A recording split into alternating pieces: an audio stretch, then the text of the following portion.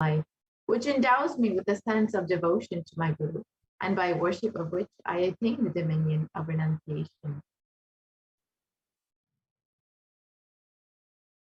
Many of us feel stuck in the same storming and raging ocean, being unable to navigate ourselves and lost in the overwhelming vastness of the suffering that surrounds us during this pralaya, the great deluge.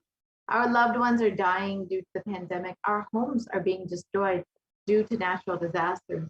Social institutions are crumbling, and the whole of humanity is in a desperate and dire need of hope. It's at this time the Supreme Pontiff of Hinduism, the incarnation of the cosmic superconsciousness, out of his love and compassion, having taken this spiritual responsibility for the superconscious breakthrough of the whole of humanity, is manifesting Devi Parashakti, the cosmic mother, and guiding and healing the whole world as literally the boat that sails us through this pralaya, the cosmic deluge.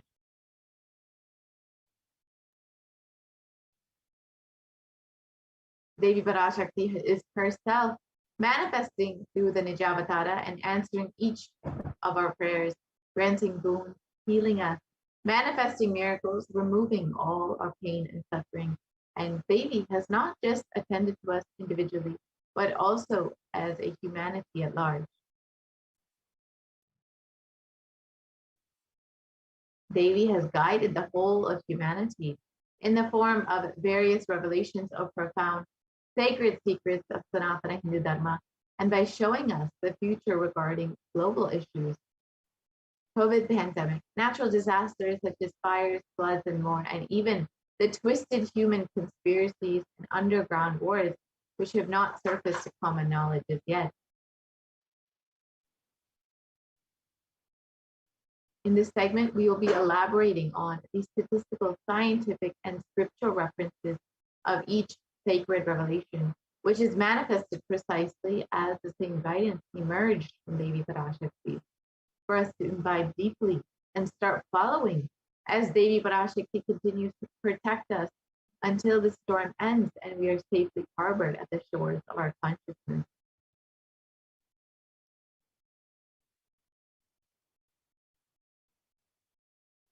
Let us see what Devi Parashakti has revealed as the 8 methods to protect ourselves from coronavirus. And Devi revealed this on the 30th of April, 2021. Let us watch that revelation now.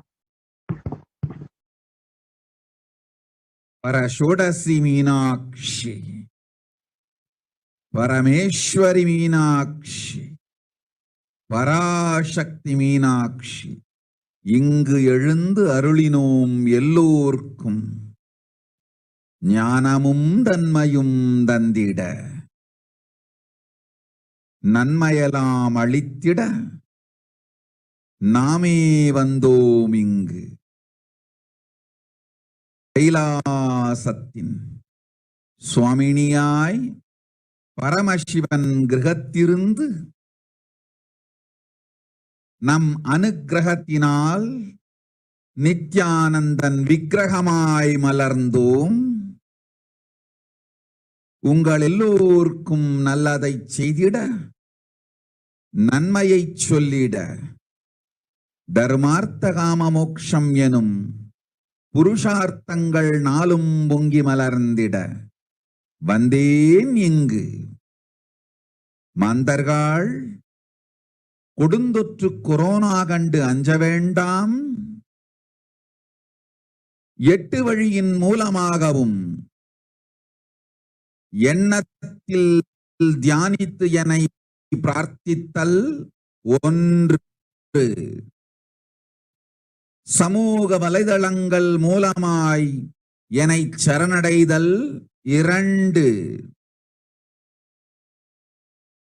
எங்கெல்லாம் என் மகமாரி வடிவத்தில் நான் குடிகொண்டிருக்கின்றேனோ அங்கெல்லாம் பூமிதித்து என்னை வழிபடுவது 3, நெஞ்சில் மஞ்சள் தடவி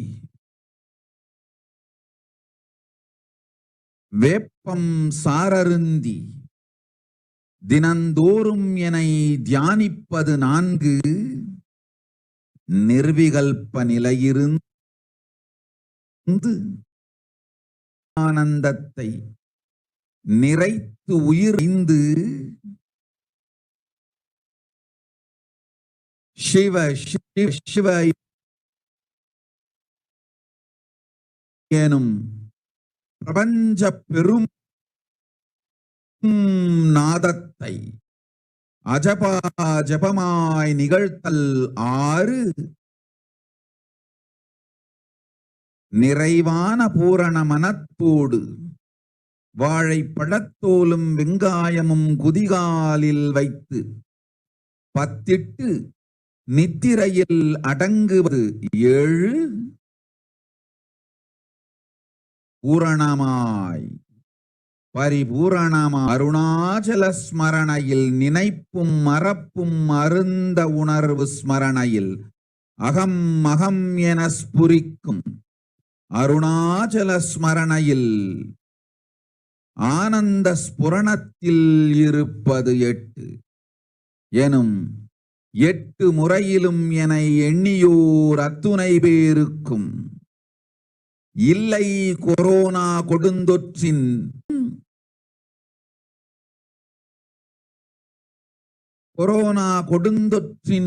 பயமும் கொரோனா கொடுந்தொற்றின் மயக்கமும் வாழ்வீர்கள் வளத்தொடு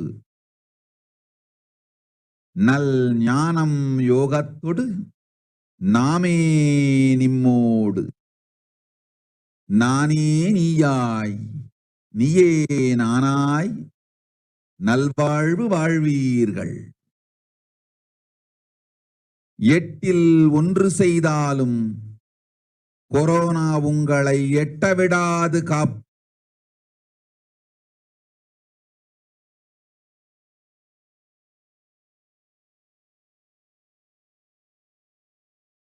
Yes, so let us understand Devi Parashakti's revelations mapped into English.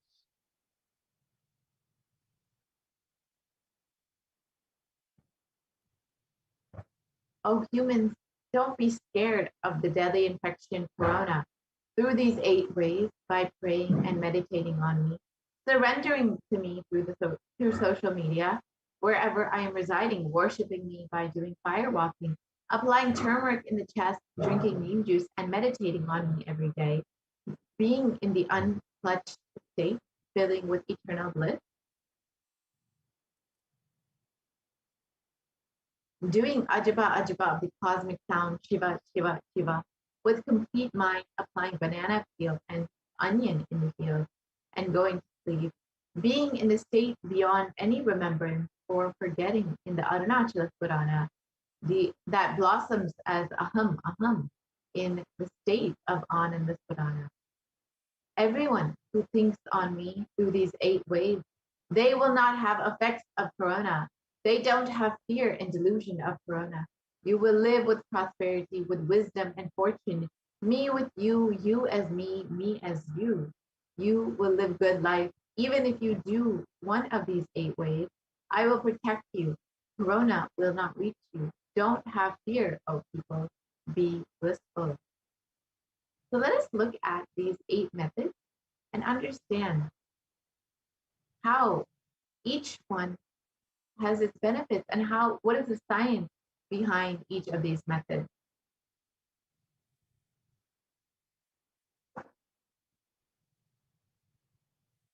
So the first method is praying and meditating on Devi Parashakti. So science has studied meditation extensively and has revealed many benefits. Healthline lists 12 of these science-based benefits, which includes reducing stress, it controls anxiety, it promotes emotional health, it enhances self-awareness, it lengthens retention span, it may reduce age-related memory loss, it can generate kindness, it may help fight addiction, it improves sleep, it helps control pain, and it can decrease the blood pressure and can be accessible anywhere.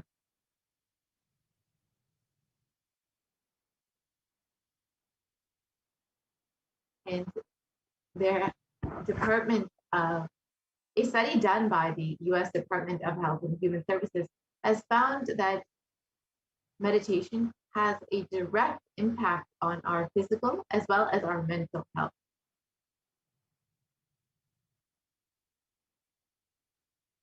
And another study by Cambridge University reiterates the necessity of meditation during times of crisis, such as COVID-19.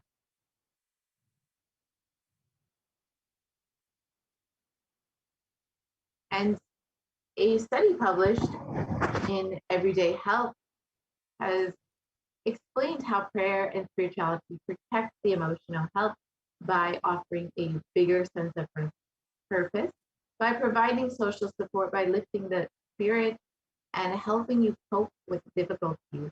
And a September 2015 report published in Health Psychology found that when researchers followed 191 people with congestive heart failure for 5 years, they found that those who reported feeling spiritual peace and who also made some healthy lifestyle changes were significantly more likely to live longer than their peers.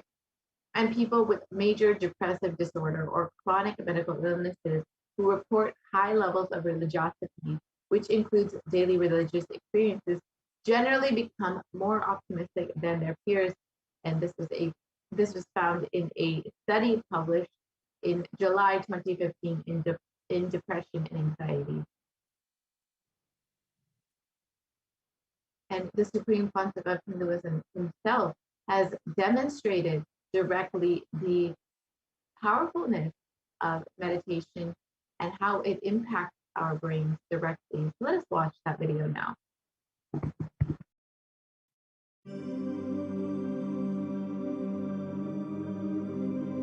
Nithyananda participates and encourages scientific researchers to derive evidences for meditation and healing. Dr. R. Murli Krishna, President, COO, Integris Mental Health and James L. Hall Jr., Center for Mind, Body and Spirit, Oklahoma in US, and his team invited Nithyananda to derive scientific evidences for meditation and the state of his enlightenment. When Swamiji came, I have requested him to do one thing. I asked him, would you be willing to undergo some scientific investigation of the meditation process? He very cheerfully agreed without one complaint. He went for 3 repeat sessions for PET scanning and 3 repeat sessions for quantitative EEG sessions.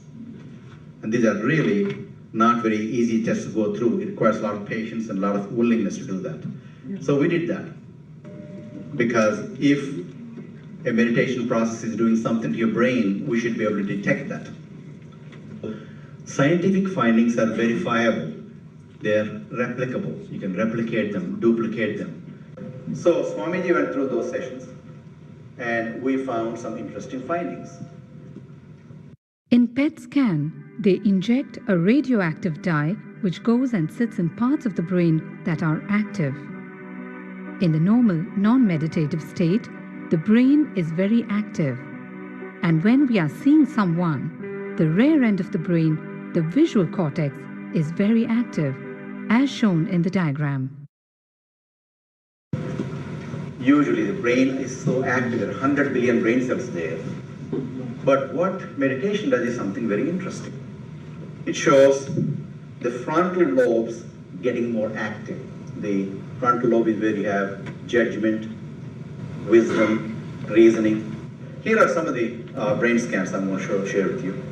This is alert, non-meditative state. The second one is 30 minutes into 30 minutes meditation. Look at the frontal lobes, how they light it up. They light it up big time. 60 minutes of deep meditation, and here is a deep, deep level of meditation where it lights up significantly right here. Right in the middle, probably 1.5 inches, 2 inches deeper.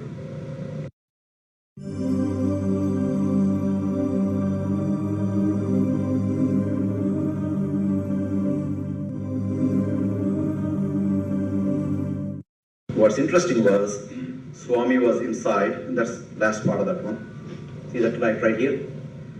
So what's interesting is I've never seen that before in my life. So the other parts I've seen may not be to the extent that Swamiji showed, but this is something interesting.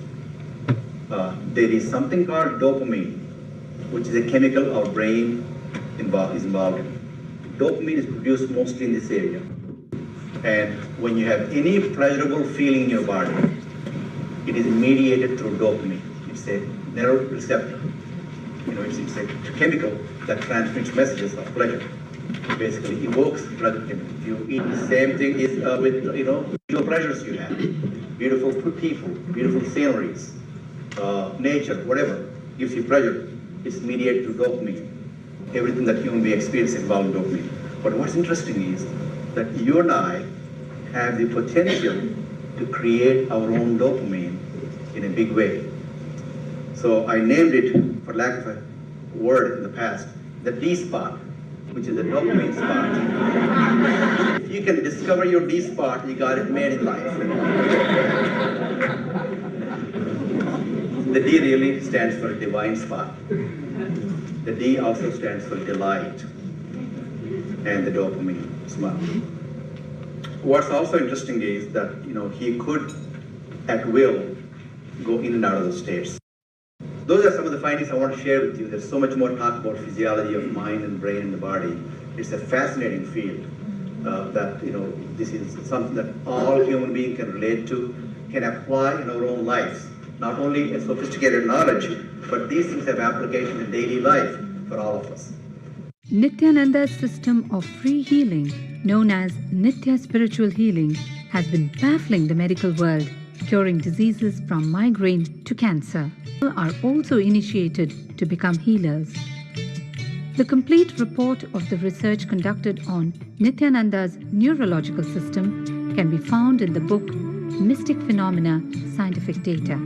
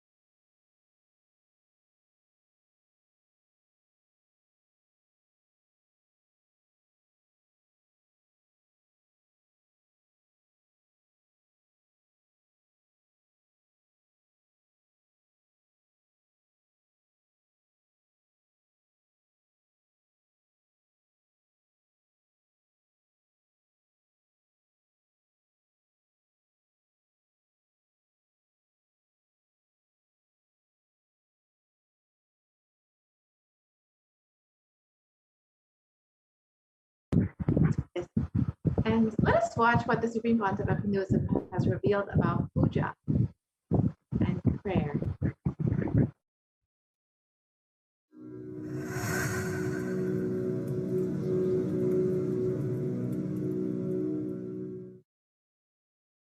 If you are not allowed to do yoga, made to believe early morning sleep is the best thing in your life, you are tortured, you are abused, your divine rights are violated. If you are constantly inspired early morning, Brahma Muhurta time, and everyday puja, sit that 30-40 minutes and melt down by feeling connection. Understand? Nothing can be compared to prayer to bust your stress. I tell you, prayer is the best stress buster. Deep feeling connection and tears rolling in your eyes and melting down. Prayer to Paramashiva. intense yearning, Vyakulata, talking to Paramashiva, relating to Paramashiva. Nothing can be compared to that to bust your stress. I tell you, every day puja is an ultimate recharging experience. If you do every day puja,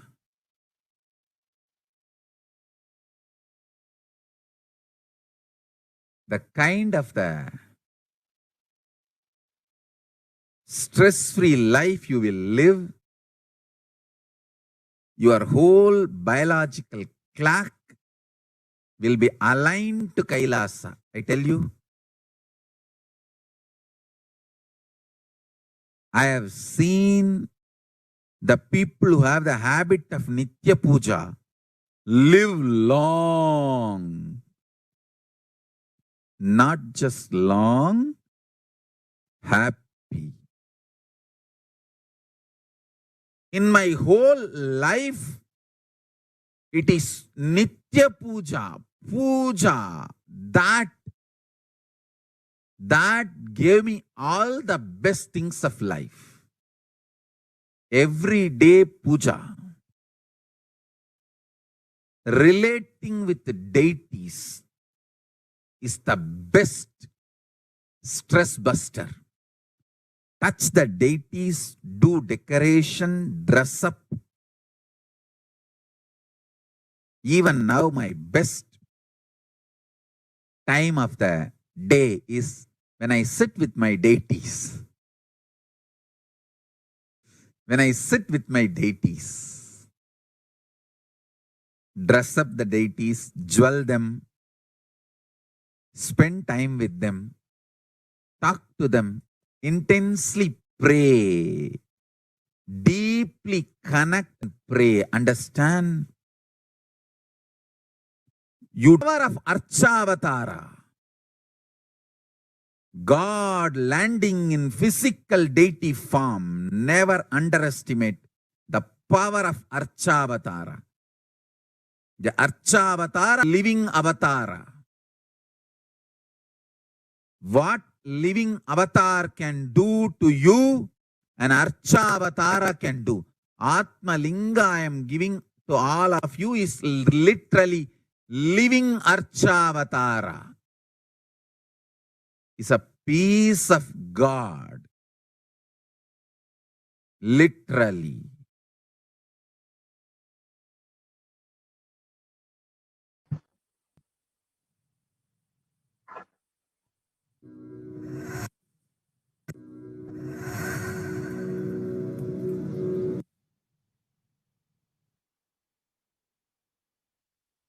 And the next method is by surrendering to Devi Parashakti through social media.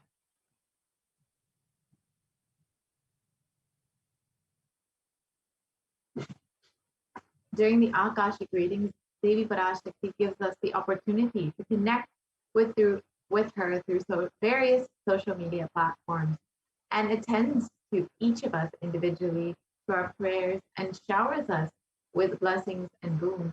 Let us now see how we can connect with Devi Parashakti through social media.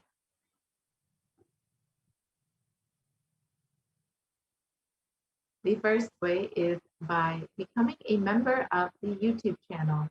So you can go to Kailasa's HDH Nithyananda YouTube channel and click join to become a member. And once you become a member, you can ask your questions in the comments section during the live Parashakti Akashic reading. And Devi will directly see your question and attend to you.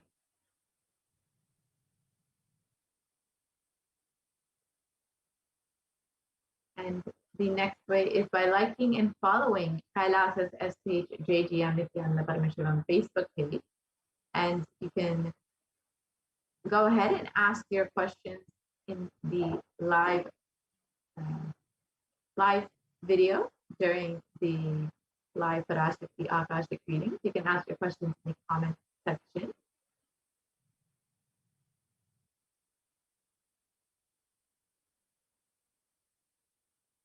The next way is by following Sri Nithyananda on Twitter, and you can ask your questions in the reply section of the tweet with the hashtag #AskTheAvatar.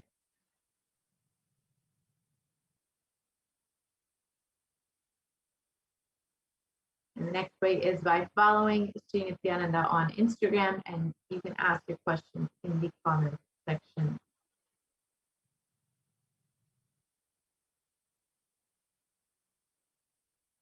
And then lastly, you can ask your questions via WhatsApp by searching kailasa.org. And then you can ask your questions in the WhatsApp chat that pops up. And all of these methods are an easy way to ask your prayers, your questions directly to Devi Parashakti, and they will fall directly in the eyes of Devi Parashakti herself.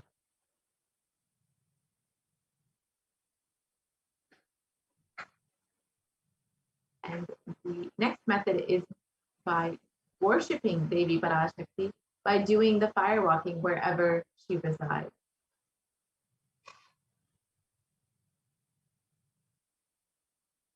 And the Supreme Council of Hinduism has revealed that fire walking is an alchemy process.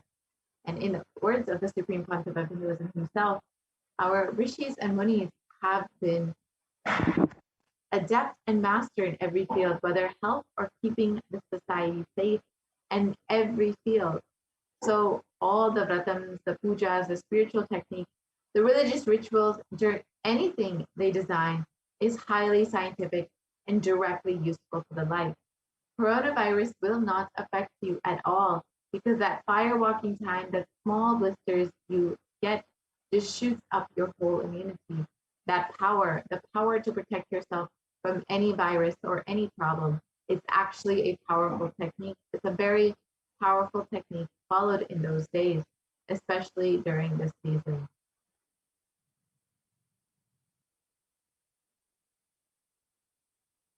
Especially that is done very traditionally, systematically.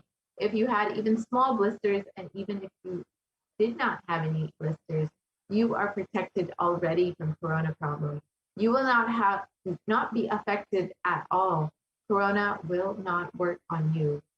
It will not affect you. And don't worry, it's a traditional way of making you immune. Actually, it's a traditional vaccination process. It's the burning live charcoal on which you are supposed to walk with the traditional powerful music, which activates your lymph system, that mukulam, we call it in the back of the neck. This music will feel like it is hitting the back of your neck, and your whole detox system will be awakened. In that peak altered state of consciousness, you should walk on fire. Not just like that, you will walk. You will first awaken, trigger the detox system, and then walk on fire in 11 feet fire pit.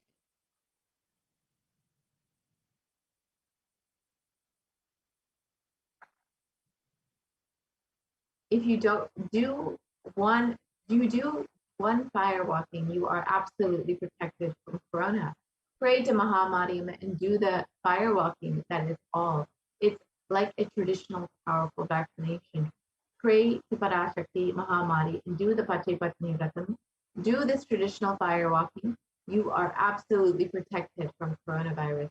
No need to panic. Traditional vaccination, traditional, natural, organic, no bad side effect vaccination is the Hindu fire walking. Let us listen to the Supreme Pontiff of Hinduism himself revealing the benefits and the science of fire walking.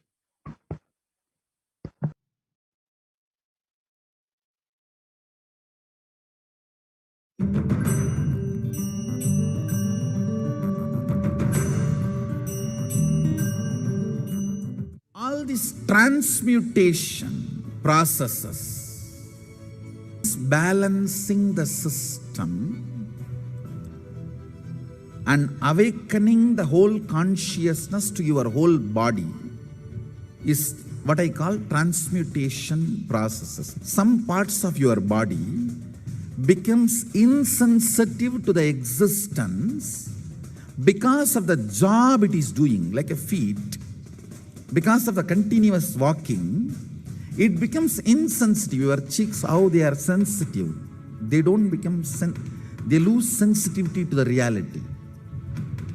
But for the complete Kundalini awakening, your whole body needs to be alive and experiencing the reality and ability to experience the higher consciousness. That is the reason we have the process of firewalking.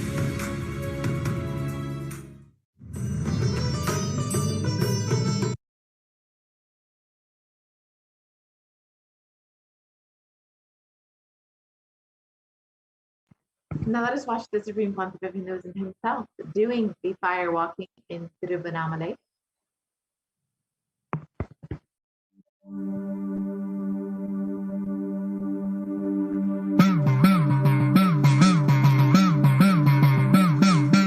சத்தியம் காத்திடும் உத்தமத்தியே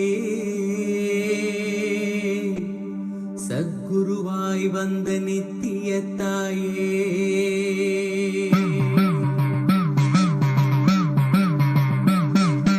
வேதங்கள் வணங்கிடும் ஆதியும் நீயே ஜோதிமலையிலே அவதரித்தாயே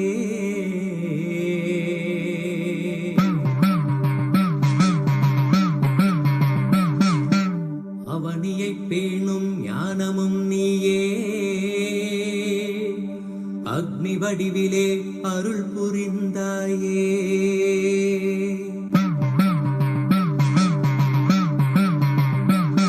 நீனிலே பிறந்தவளே நித்ய ஆனந்தத்தியே நித்யானந்தேஸ்வரி தீனிலே பிறந்தவளே நித்ய ஆனந்தத்தியே நித்யானந்தேஸ்வரி கர்மங்களை கொன்றிட வந்தாய் நித்யானந்த தர்ம மண்ணில் வென்றிட வந்தாய் கர்மங்களை கொன்றிட வந்தாய் நித்யானந்த தர்ம மண்ணில் வென்றிட வந்தாய் தீனிலே பிறந்தவளே நித்ய ஆனந்தத்தியே நித்யானந்தேஸ்வரி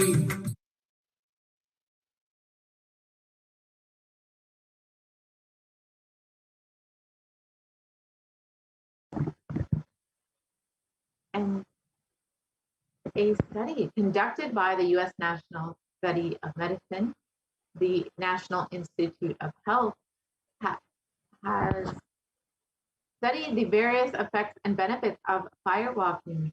And they found that those who participated in firewalking had increased levels of happiness and lower fatigue levels compared to those who did not participate in firewalking.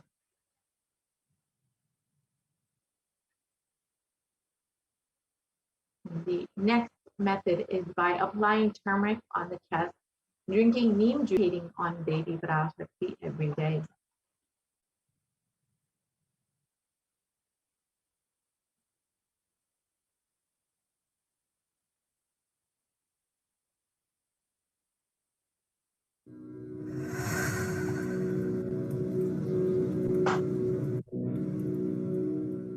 So this Bididi. It is not, I'm not talking.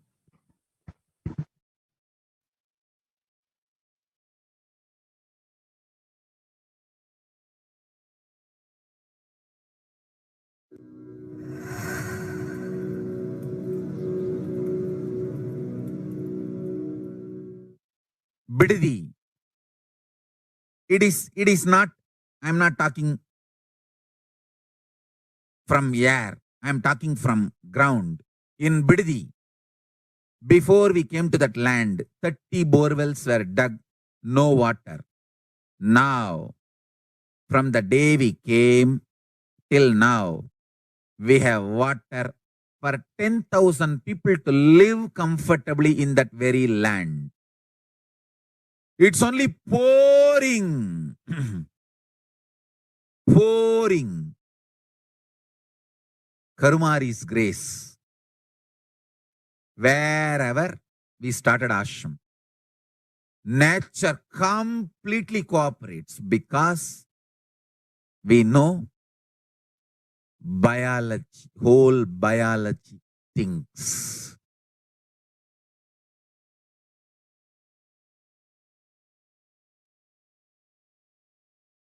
If you are having bitter relationships in your life, just start drinking bitter. The problem will be solved.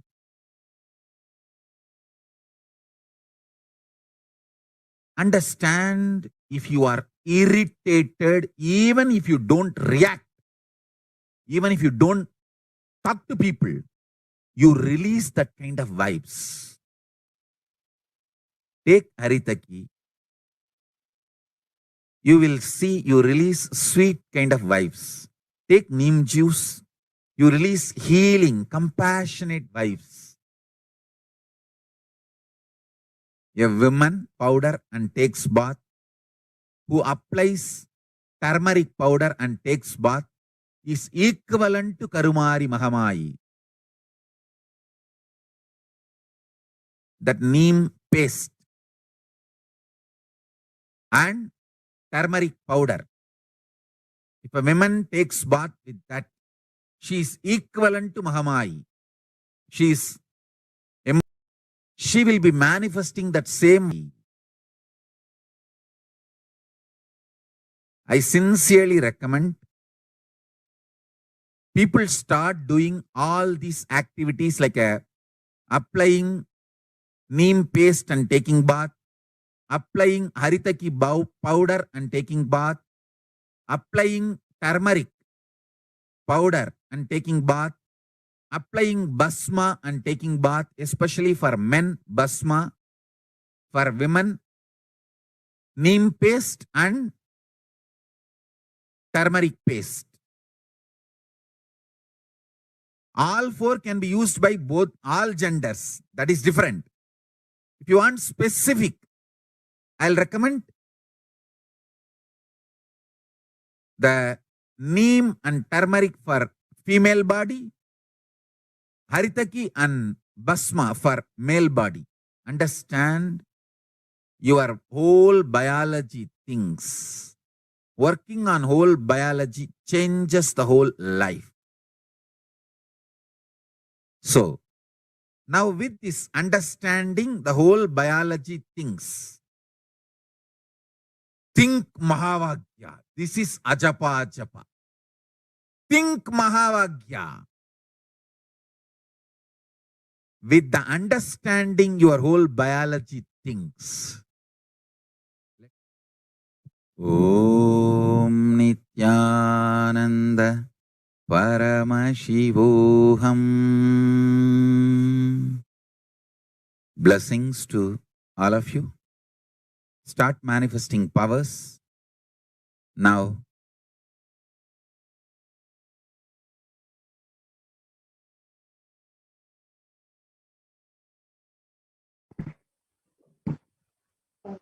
There's been extensive research that has been done on turmeric, and the National Center for Biotechnology Information in the US has studied the various health benefits of turmeric, and they found that traditionally turmeric is known for its anti-inflammatory effects, and curcumin, the active agent in turmeric, has been shown in the last 2 decades to be a potent immunomodulator agent that can modulate the activation of T cells, B cells, macrophages, neutrophils, natural killer cells, and dendritic cells.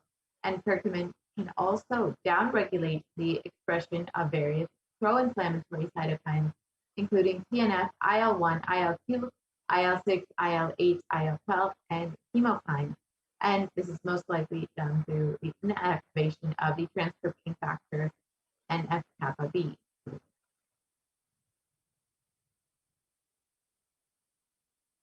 And this research shows that turmeric can modulate the activation of various immune cells, enhance the body's antibody response. And with a strengthened immune system, you will be able to stay healthy and be able to maintain an active lifestyle.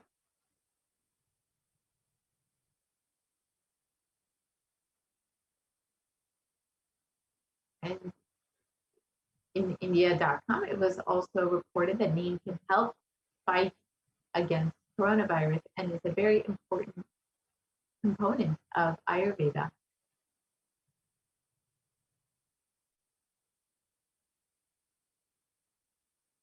And a study published by KGMU has found that turmeric and neem are effective against coronavirus.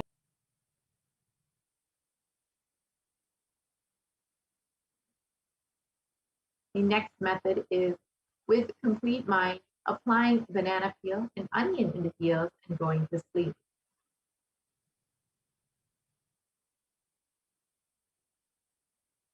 And this is how you can apply onion in the heels and banana, and then you can cover it with a sock and then go to sleep.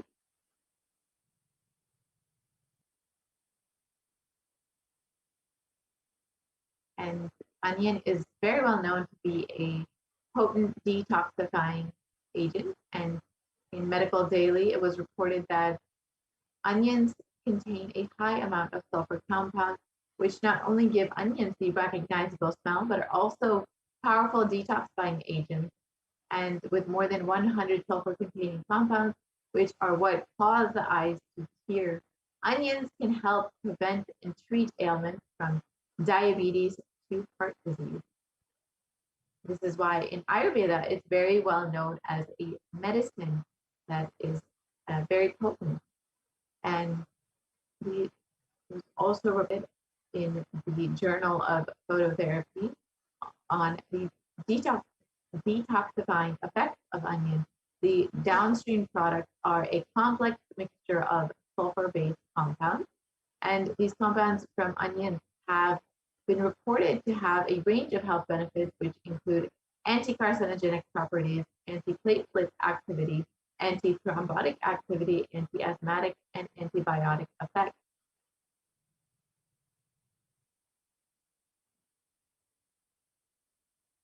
And the next method is being in an unclutched state, filling with eternal bliss. Let us understand these signs of unclutching revealed by the Supreme Concept of Hinduism himself.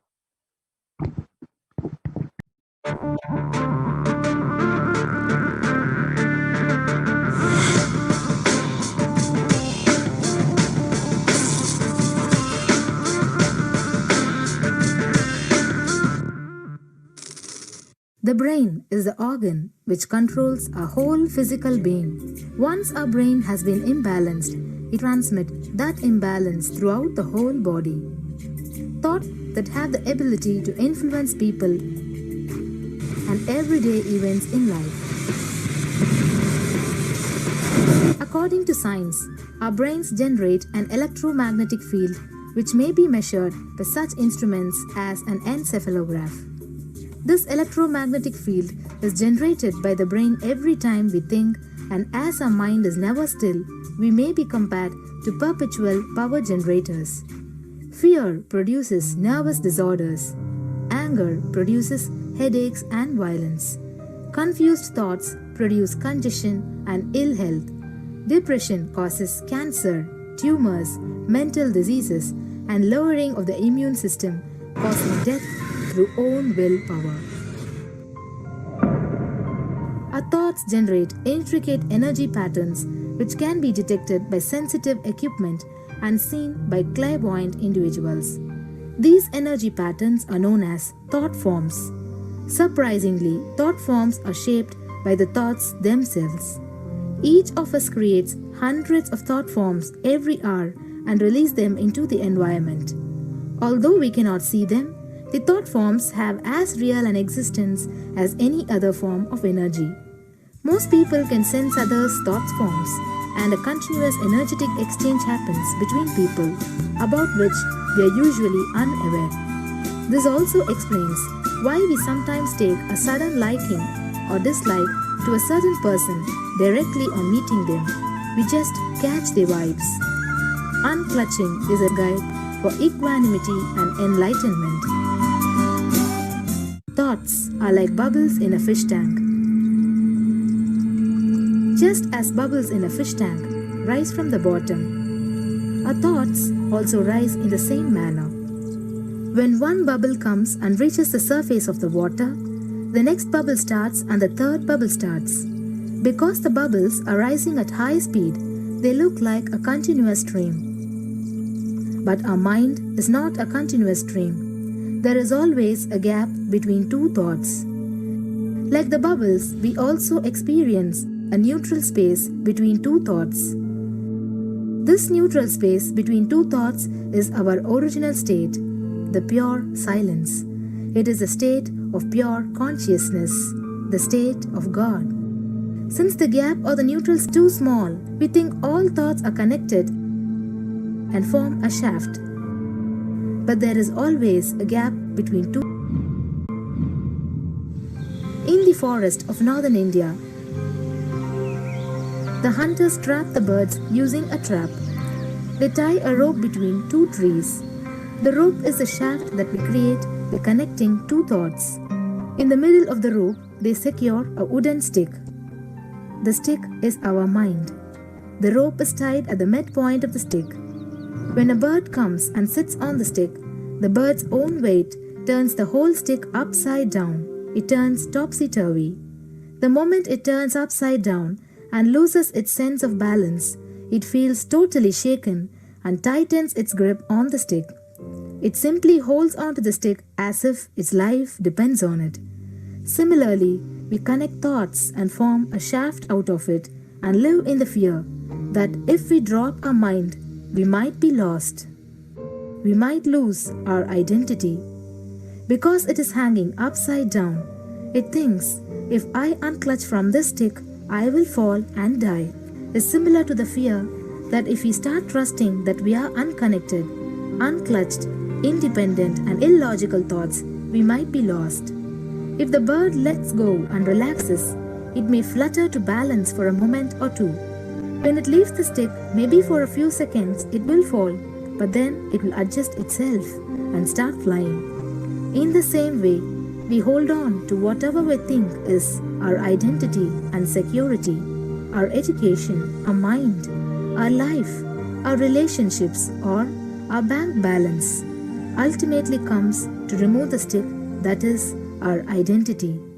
Just like the bird, we don't realize that if we drop our mind, at that moment we can become a Paramahamsa. That very moment we can be liberated.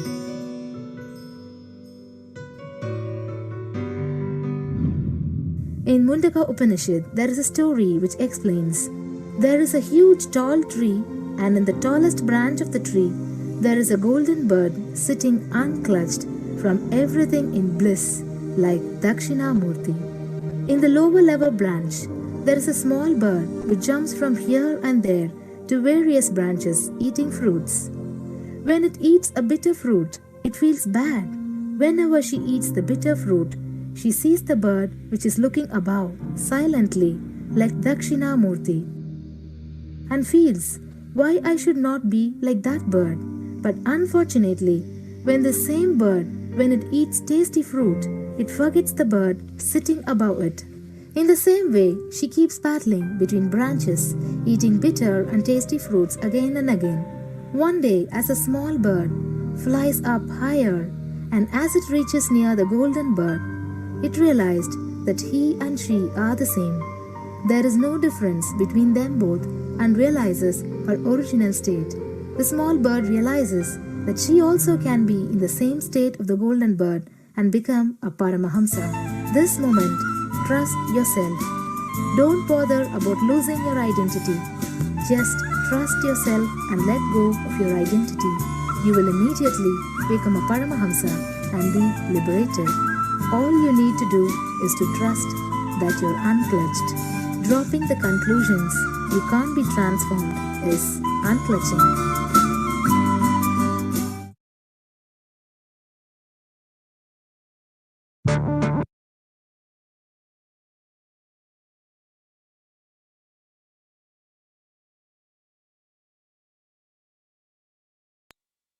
And the next method is by doing Ajapa Ajapa of the cosmic sound Shiva, Shiva, Shiva.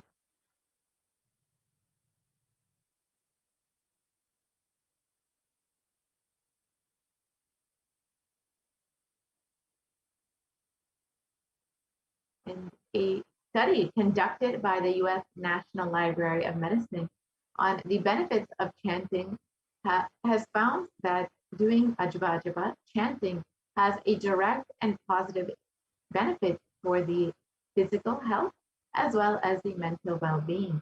And the study correlates the chanting of Ajba Ajba to the vagus nerve stimulation used as a treatment for depression and epilepsy.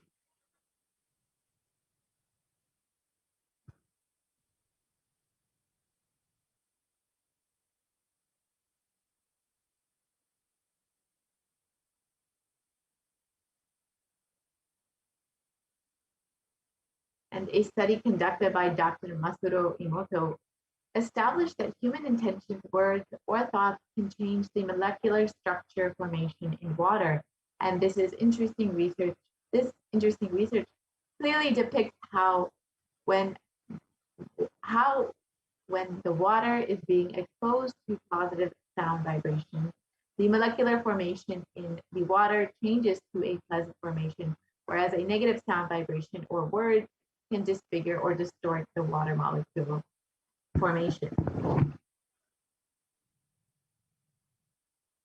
So here you can see the various sounds that were spoken to water, and there were two experiments done where one positive sounds or vibrations or words were given to water, so compassion, wisdom, and they found that the water formed these beautiful crystal snowflake-like structures, and when negative words or sounds were played for the water, like heavy metal music, I will kill you, you fool, and they found that the water had very disfigured, disjointed structures, and it did not form into this beautiful molecular structure when, like what the positive sounds created in the water. And this research shows that the impact of few words on one glass of water, but imagine what happens inside your body, which is composed of up to 60% water when you chant the Ajba Ajba, the chanting of the powerful sacred mantra.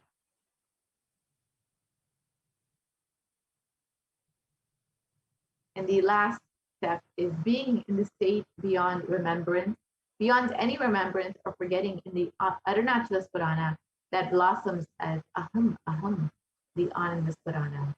And these are the 8 methods that Devi Parashakti has revealed in order to protect yourself from Corona by praying to her, connecting with her, and worshiping her through these 8 methods. You will surely be protected from coronavirus. And with this, we will be concluding this portion of the program, and we'll be entering into the next segment where we will understand how we can connect with Devi Parashakti more deeply. And Devi has been continuously guiding us over the last several months. She's even revealed the method for protecting ourselves from coronavirus. So if you are just overflowing with love and gratitude for your divine cosmic mother, you can stay tuned for this segment where we will understand the various offerings that you can make to Devi Parashakti and how you can connect with Devi more deeply.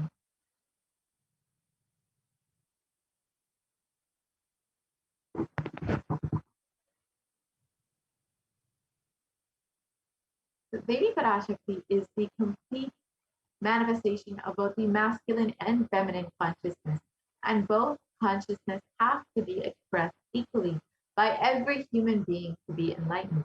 Until enlightenment, only the more than that of the feminine dimension, irrespective of whether you are in a male or female physical body. And every human being has to complete with these 5 dimensions to achieve enlightenment. The first is the Pitrus, or the ancestors. The second is the Kula Devatas, the family deities. The third are the parents who we inherit our DNA from. And the fourth is nature. And fifth is Guru, who will ultimately bestow enlightenment upon you.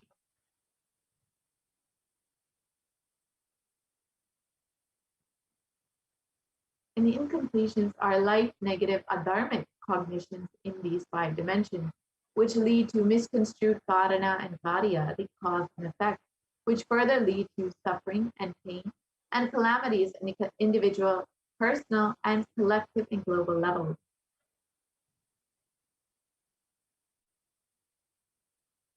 Being sensitive is being aware and in gratitude to life for everything that we have, from the air that we breathe, to the place that we sit, to the energy that we feel that we exist, to the energy to celebrate our existence.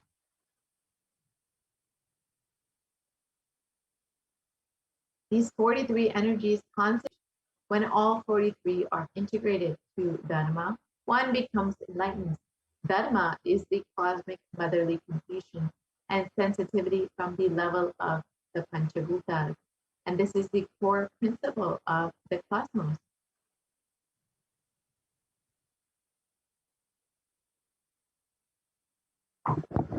Awakening the sacred feminine is key to enlightenment. When awakened, man expresses the sacred feminine consciousness.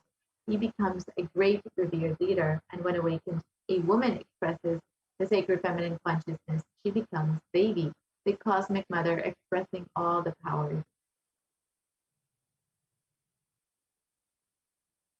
And the key to awaken the sacred feminine consciousness is conscious sovereignty, which the Supreme Concept of Hinduism has revealed immensely about over the last several months and has blessed us into over the last several months.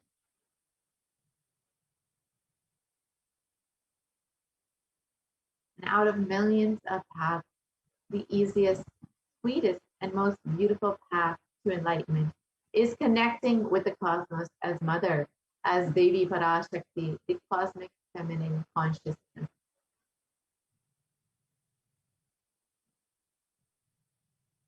And Devi is the one who expresses as Guru all the gods and all the manifestations in the universe. She can straight away deliver enlightenment by connecting to the cosmic umbilical cord.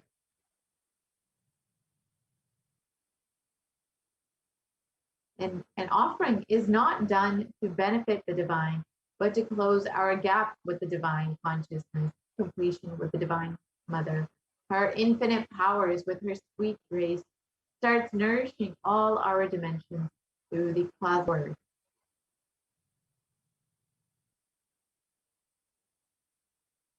There's nothing too small or too big one can offer to connect with the Divine Mother. It has to be from a space of love, of a child looking at a mother and handing her what it has to share with her out of deep love and gratitude. It can be a cup of milk or a flower, or it can be a precious jewel to adorn her smiling face or her hair.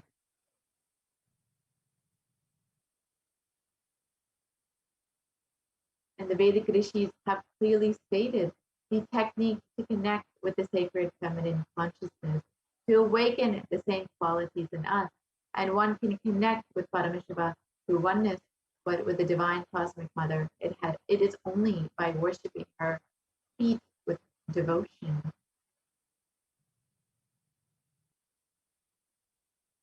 And mother worship is the most non-violent, most peace-centered, most healing, soothing, and sweetest path to enlightenment among all traditions on planet Earth.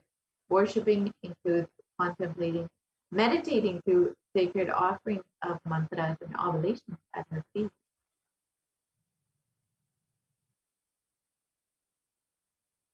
And mother worship, as we have stated, is the sweetest path to enlightenment.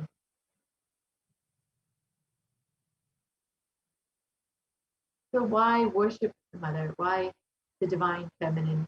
Because she is the ultimate, and she can make you experience the ultimate.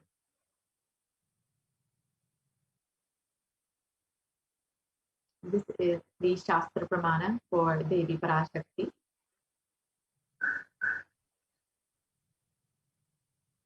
And it translates, I walk as the 11 Rudras, I walk as the Vasus, I walk as Vishnu and other Adityas and all the divine forms, the Vishvadevas, assuming the form of the inner self of all gods. I hold aloft Mitra and Varuna, even as Indra and Agni, I do, and the Ashwini twins too. This is from the Rig Veda.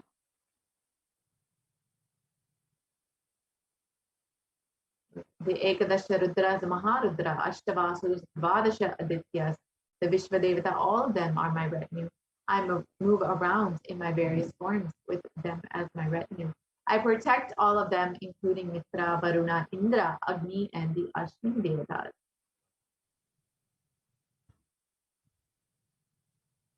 She declares herself as the inner self of all the gods, the divine energies. She is all pervading and all permeating, and we are the most blessed beings on planet Earth to be able to relate with Devi Parashakti as our very own Guru, manifesting through the supreme concept of Hinduism. Bestow all the divine energies upon us and to guide us through this crisis. So let us understand how we can connect with Devi Parashakti more deeply and offer our love and gratitude to Devi.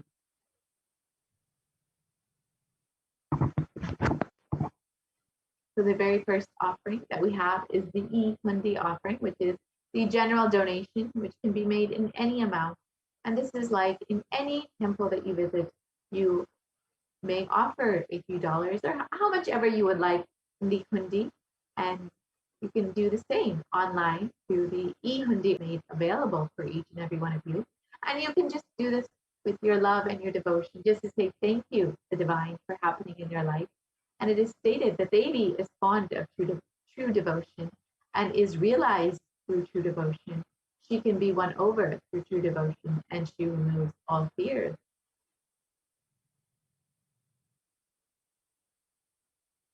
And if there is any fear in the minds of the devotees, Devi is sure to remove that fear. It is stated that Devi likes to be worshipped in autumn, and this is not the autumn, the season, but rather the autumn of our lives, when our thoughts turn more and more inwards and the role of the divine becomes much more known and understood clearly. The need for Devi worship becomes much stronger, and Devi is described as the one who bestows happiness on all her devotees. So you can offer your gratitude and devotion to Devi Parashakti by offering your kanika, and your name shall be chanted during the puja to Devi Parashakti.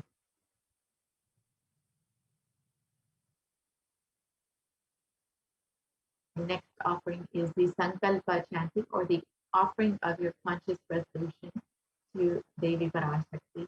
And in the Saundarya Lahari, it states that the mantras I chant with the sacrifice in my soul become chanting of your name. Let all my movements become auspicious mantras, that my travel become perambulation around you. Let the act of eating and drinking become fire. Let become fire offerings, oblations in homas and yajnas to you. Let my act of sleeping become salutations to you, and let all actions of pleasure of mine become part of your worship. And when you offer the Sankalpa chanting to Devi Parashakti from this context, you will be blessed with all boons, asked and unasked, remembered and forgotten. And all of it will manifest by the grace of Devi Parashakti herself. The next offering is the Devi Sahasranama Spadnakasu, which is the golden coin with the inscription of the various names of Devi Parashakti. And each of these various names are the various divine qualities of Devi Parashakti, whether it's her infinite compassion or her overflowing knowledge. Whichever quality you may be connecting with, you will be blessed with all of these Ananta Kalyana Gunas, the divine qualities and attributes of Devi Parashakti when you offer this Sahasranama Spadnakasu.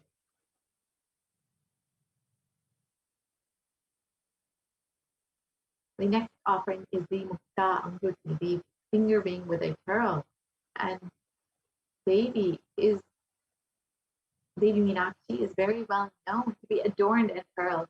And the pearl represents the compassion of Devi. And when you offer this Mukta Angruti, you will be blessed with Devi Parashakti's compassion and protection from all dangers and fears in your life.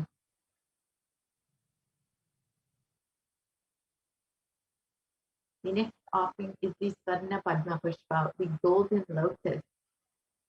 And it is stated that Devi is the one who bestows accomplishments and intellect, the one who showers worldly prosperity. And Devi is the one who powers the subtle mantra of the cosmos. I bow to you, O Devi Mahalakshmi. And so when you offer this Swarna Padma Pushpa, you'll be blessed with attracting positive relationships in personal and business dimensions of your life.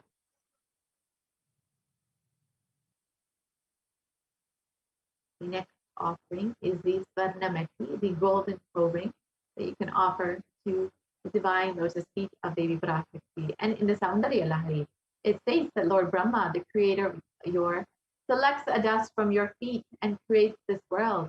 The great Adishesha with his thousands of heads somehow carries a dust from your feet with great effort.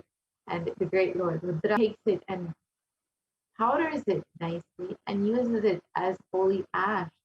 You can see the greatness of Devi Parashakti's feet, which one dust of from him is enough for Lord Brahma to create the entire world.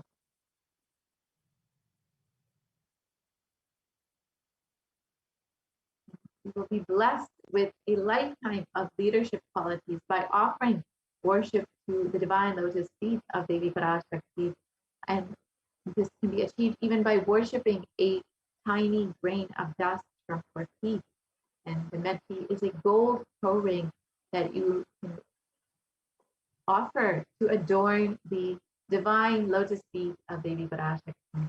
The next offering is the mantika, the gold hairline jewelry, which Devi is described as the one who makes the nectar flow from the Sahasrara, the crown center, to the Anya, the third eye, and permeates all our 72,000 nadis, the energy centers, to give us the ultimate experience of the cosmos. So when you offer this mantika, the gold hairline jewelry, you will be blessed with your Sahasrara overflowing with the bliss energy and be blessed to have an enlightened lifestyle.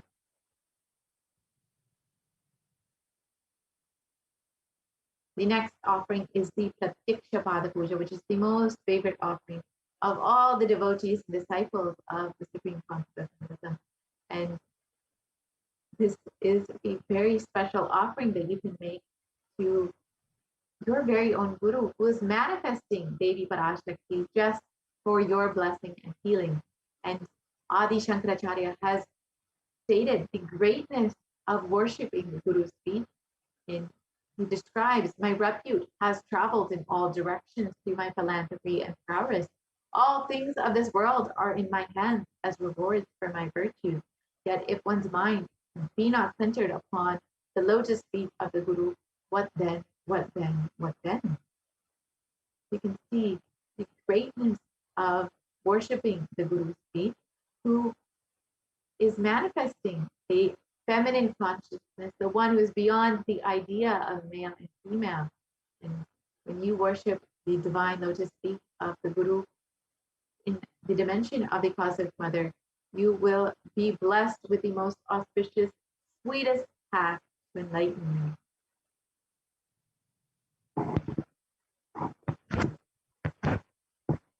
And the next offering is the Vastra Seva, which is the offering of clothes to Guru, the dimension of the Cosmic Mother.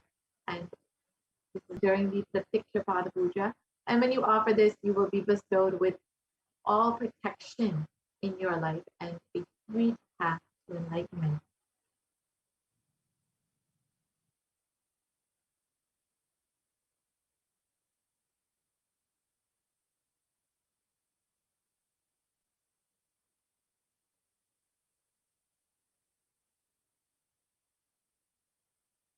And here is the list of all the various offerings. The first is the E-Hundi offering, the general donation. The Sankalpa chanting, the offering of a conscious resolution. The next is the Devi Sahasranama Swarnakasu, the gold coin with the inscription of Devi's various names. The Mukta Anguti, the finger ring with a pearl. The Swarna Padma Pushpa, the golden lotus. The Swarnameti, the golden toe ring. The Mantika, the gold hairline jewelry. And the Pratiksha Pada Puja, the worship of the lotus feet of the Guru. And the Vastra Seva, which is the offering of cloth to the Guru. So you can make any of these offerings by visiting gateway.nithyanandeshwarahindutemple.org/NHTLA, and you can direct yourself to the Parashakti Bhava Samadhi Darshan donations page. And this is what you will be seeing when you visit this website. And you can select whichever offering you would like to make. It is in a very simple drop-down menu. And here you can see all of the various offerings in the drop-down menu, and you can choose whichever one you would like. Say you would like to offer the Spadnameti, you can go ahead and choose that. And you can choose as many as you would like. You would like to offer one on behalf of your daughter, and as well as for yourself, you can choose two and add that to your cart. And this is what your cart will look like once you have added all of your offerings. You can verify everything is there, and then you can proceed to the checkout.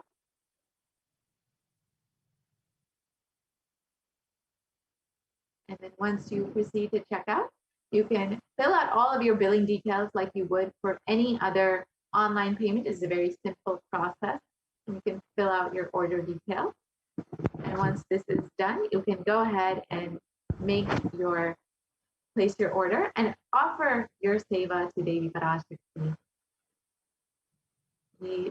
After that, you can also go ahead and become a member of Kailasa's HDH Nithyananda page. This is also a very simple process. You can just go to YouTube and visit Kailasa's HDH Nithyananda page, and you can click the join button on this page. And once you have clicked that, you will be directed to this window where you can choose which level of e-Kailashian or member you would like to be. And you can choose between the bronze, silver, gold, platinum, and premium levels. And each of these offer various benefits, various exclusive content that you will have access to. And it's a very simple process to make this payment. You can do it through your credit card or debit card or through PayPal, and this can be done directly through YouTube. And once you are done, you will be a member of Kailasa's HDH Nithyananda page, and you will be able to ask any of your questions live during the Devi Parashakti Akashic readings in the comment section in YouTube, in the YouTube video. And if you do not see this as was shown earlier, it means you are already a member and you will already have access to all of this exclusive content. So once you are done with that, you will be a member and you will have all of the various benefits of becoming a member of the Kailasa's HDH Nithyananda page. And so with this, you can see the link for the offerings that you can make. So you can visit gateway.nithyanandeshwarahindutemple.org/NHTLA, and you can direct yourself to the Parashakti Bhava Samadhi Darshan donations page. And this is where you can make your offering. So again, this link will be projected for a few moments. And with this, we will be concluding this portion of the program. And we will be entering into the next segment, where we will be hearing from the Adi Kailasa Sarvatmikita, where the Supreme Concept of Hinduism has opened up all of the Kailasas in India for the Kailasa COVID care centers for multi-layer quarantine in order to protect all of the citizens from coronavirus during this time. So we have Ma Dayamai Swami with us here today to guide us through all of the various activities that are going on in Adi Kailasa Sarvatmikita. So thank you so much, Ma Nithyananda. Thank you for joining. Thank you, Ma Nithyanandam. Nithyanandam, everyone. Welcome back and to this segment of the Kailasa's de facto spiritual embassies, which are now the COVID care protection centers, which are adding to not only protection from the COVID, which are giving you a conscious breakthrough, adding more joy, more peace, more blissful life. So let us understand with the Supreme Pontiff of Hinduism, Jagadguru Mahasannidhanam, His Divine Holiness Bhagwan Nithyananda Paramashivan's blessings. Let's start with the Sadguru Vandanam. Nithyanandam Paramasugadam Kevalam Jnanamurtim Dvandvatitam Gagana Sadrusham Tattvamasya Ekam Nityam Vimalamachalam Sarvadi Sakshibhutam Bhavatitam Triguna Rahitam Sadgurum Tam Namami. Yes. If you see the statistics across the world today, the COVID-19 Delta variant is still most concerning, says the World Health Organization experts. Even with the emergence of the new COVID-19 variant, the Delta strain remains the top concern globally, appearing to outcompete others. Senior officials with the World Health Organization said on Tuesday, I think the Delta variant for me is the one that's most concerning because of the increased transmittability, said Dr. Marina van Kerkhove, the agency's technical lead for COVID-19, speaking during an online question and answer session. It's doubly transmissible compared to the ancestor strain, which means that it can spread to more people. According to the World Economic Forum, the reports, the COVID-19 made the world less peaceful. COVID-19 variant incidences and fatalities, January 2020 to April 2021. You can see the violent incidences related to the pandemic peaked in April 2020. The prevalence of depression and anxiety remains high among younger adults in France. Younger adults are more likely to report symptoms of anxiety and or depressive disorders during the COVID-19 pandemic. Ages 18 to 24, the younger adults, which are aging between 18 to 24, about 56.2% got affected, and ages 25 to 49, about 48.9% got affected, and about ages 50 to 64, about 38.1% got affected, and ages 65 plus, about 29.3% are reporting symptoms of anxiety and or depressive disorders. And what it was from January to June, a 6 months period, the average share of adults reporting symptoms of anxiety disorder and or depressive disorder, the 6 months period in the year of 2019 was 11%, but now in just 1 month, in January 2021, it spiked up to 41%. And the set of result which shows the younger adults are more affected the anxiety and depressive disorder during the pandemic.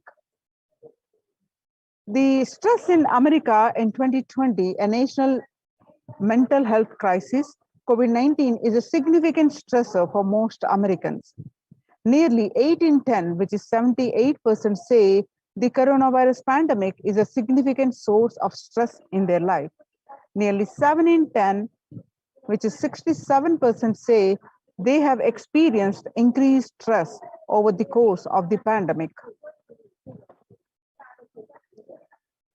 COVID-19 could exacerbate the doctor's existing mental health burden.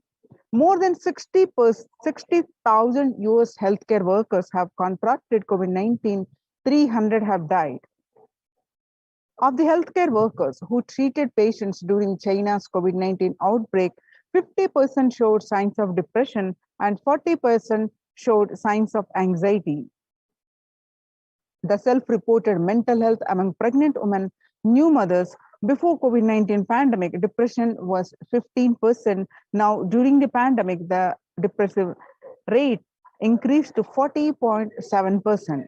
Now, what it was, the anxiety before the pandemic was 29%, and now during this pandemic, the anxiety level is increased to 72%.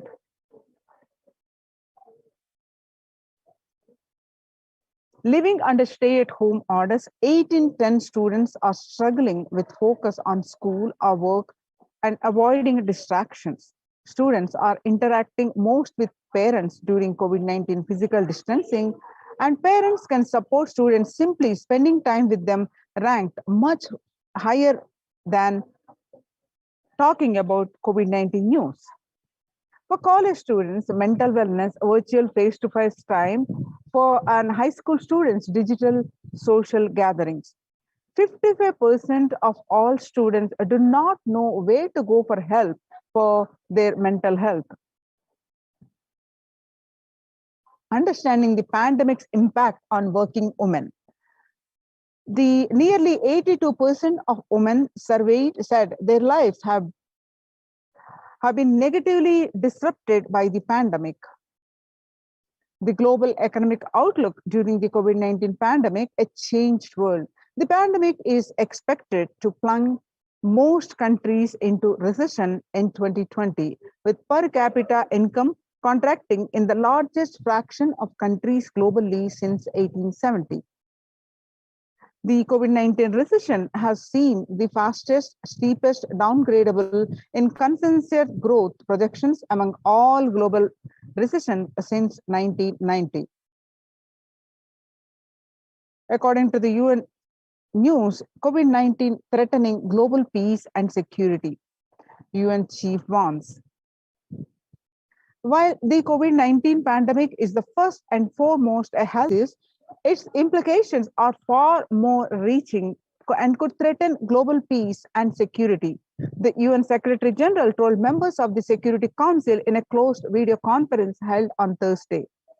But the pandemic also poses a significant threat to the maintenance of international peace and security, potentially leading to an increase in the social unrest and violence that would greatly undermine our ability to fight the disease. He warned, later stating that the Council's engagement will be critical to mitigate these implications. COVID-19 profoundly affecting peace across the globe, says the Secretary General in address to Security Council. The COVID-19 pandemic is profoundly affecting peace and security across the globe.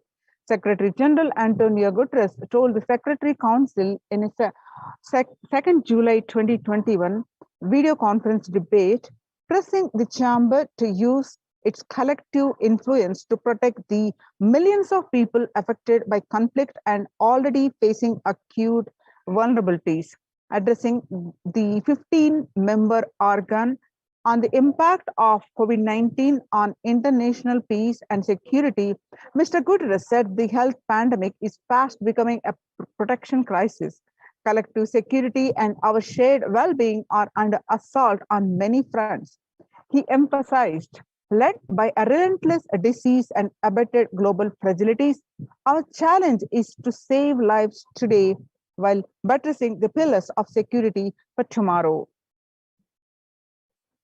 The COVID-19 updates from UNEP, the environmental program. Time to get serious about the climate change. On a warming planet, no one is safe. You have been telling us for over 3 decades of the dangers of allowing the planet to warm. The world listened, but it did not hear. The world listened, but it did not act strongly enough. As a result, climate change is a problem that is here. Now, nobody is safe and it is getting worse faster. According to the International Labour Organization, COVID-19 is a threat to peace building in conflict-affected nations. The COVID-19 crisis has worsened already fragile situations. The ILO is more aware than ever of its responsibility to promote peace and resilience in the time of this global pandemic. The Mumbai mayor says the third wave is here. What to do? What do the September surge in COVID cases tells us. The city's mayor has said that the third wave of COVID is already upon Mumbai, pointing to a sudden spike in cases. The third wave of COVID-19 is not coming, it is here, said Kishori Padnekar, adding that an announcement regarding the matter had already been made in Nagpur. Speaking of the coming festive season in Maharashtra, the mayor urged people to remain in their homes. The mandals have been asked to allow only 10 people and have them work in shifts, she said. The breakthrough infections found in 25% health staff study. A little over 25% of healthcare workers were infected with coronavirus despite getting fully vaccinated. A recent study has revealed, giving an insight on the breakthrough infections due to the Delta variant. The study, jointly conducted by the Institute of Genomics and Integrative Biology and Maximum Hospitals in Delhi NCR, found that vaccination breakthroughs were far more common during the Delta outbreak in Delhi than previously reported. The new COVID-19 variant, Mu, shows signs of vaccine resistance. All you need to know. A new coronavirus strain known as Mu, which was first identified in Colombia in January, has been designated a variant of interest by the World Health Organization. After being detected in Colombia, Mu, known scientifically as B.1.621, has since been reported in other South American countries and in Europe. The Mu variant has a constellation of mutations that indicate potential properties of immune escape, the General Health Body said Tuesday in its weekly pandemic bulletin. The new strain of COVID-19 detected in 6 countries, Power Breakfast, CNBC TV 18. The ongoing coronavirus pandemic is not over yet, and the new highly mutated COVID C.1.2 strain discovered in South Africa is a testimony to how dangerously the virus can adapt to bypass vaccines when the world decides to reopen prematurely. The C.1.2 variant has been termed the world's most mutated variant since the beginning of the pandemic. Variant C.1.2 causes flutter. The World Health Organization says it's watching. The WHO has said that to date, there are 100 sequences of C.1.2 reported globally from the easiest reports from May 21 from South Africa, and currently it does not appear to be increasing in circulation. The new variant was first found in South Africa in May. Researchers from South Africa have described the C.1.2 variant, which has 40 to 59 mutations more than the original Wuhan virus. The speed of this variant is 1.8 faster than the average. So join the COVID Care Protection Centers and register now through the link below, https://kailasa.org/Kailasa Making peace with nature is possible if we start now. Making peace with nature is possible if we start now. Even amid a pandemic, 2021 can go down as the year we made peace with nature and set the planet to healing. Our environmental, societal, and economic challenges are interlinked. They must be tackled together. For example, we cannot achieve sustainable developmental goals, including ending poverty, by 2030 if climate change and ecosystem collapse are undermining food and water supplies in the world's poorest countries. We have no choice but to transform our economies and societies by valuing nature and putting its health at the heart of all our decisions.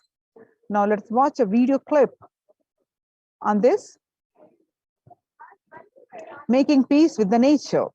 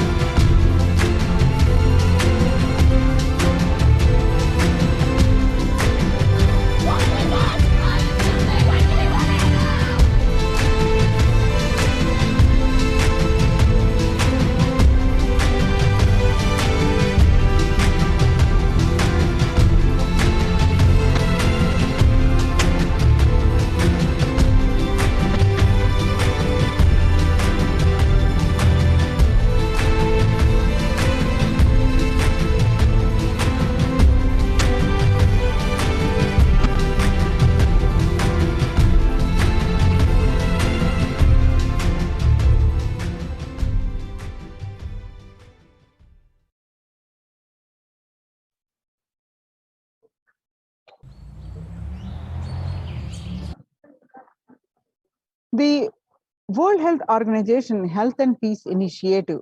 Health and peace are interrelated. In the words of Director General of World Health Organization, Dr. Tedros, there cannot be a health without peace, and there cannot be a peace without health. If individuals and groups access to health services, fulfilling their rights to physical and mental health, and health actors design neutral health interventions that promote trust and dialogue, and communities are empowered to cope with violent conflicts, then health coverage is more universal. Grievances can be heard and addressed to generate trust around the health emergency. Concerns affected communities are more likely to make meaningful contributions to peace and reconciliation and to resist incitement to violence. The world today, on International Yoga Day on 21st June 2021 theme, Yoga for Well-Being. The day will be marked at a time when COVID-19 pandemic continues to upend lives and livelihoods of people globally. Beyond its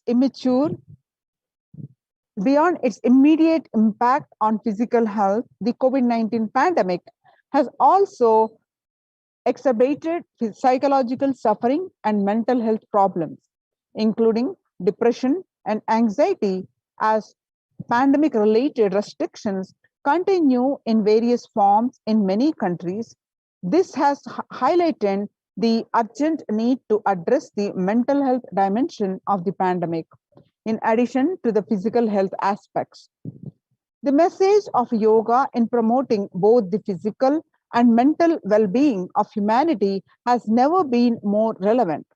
A growing trend of people around the world embracing yoga to stay healthy and rejuvenated and to fight social isolation and depression has been witnessed during the pandemic.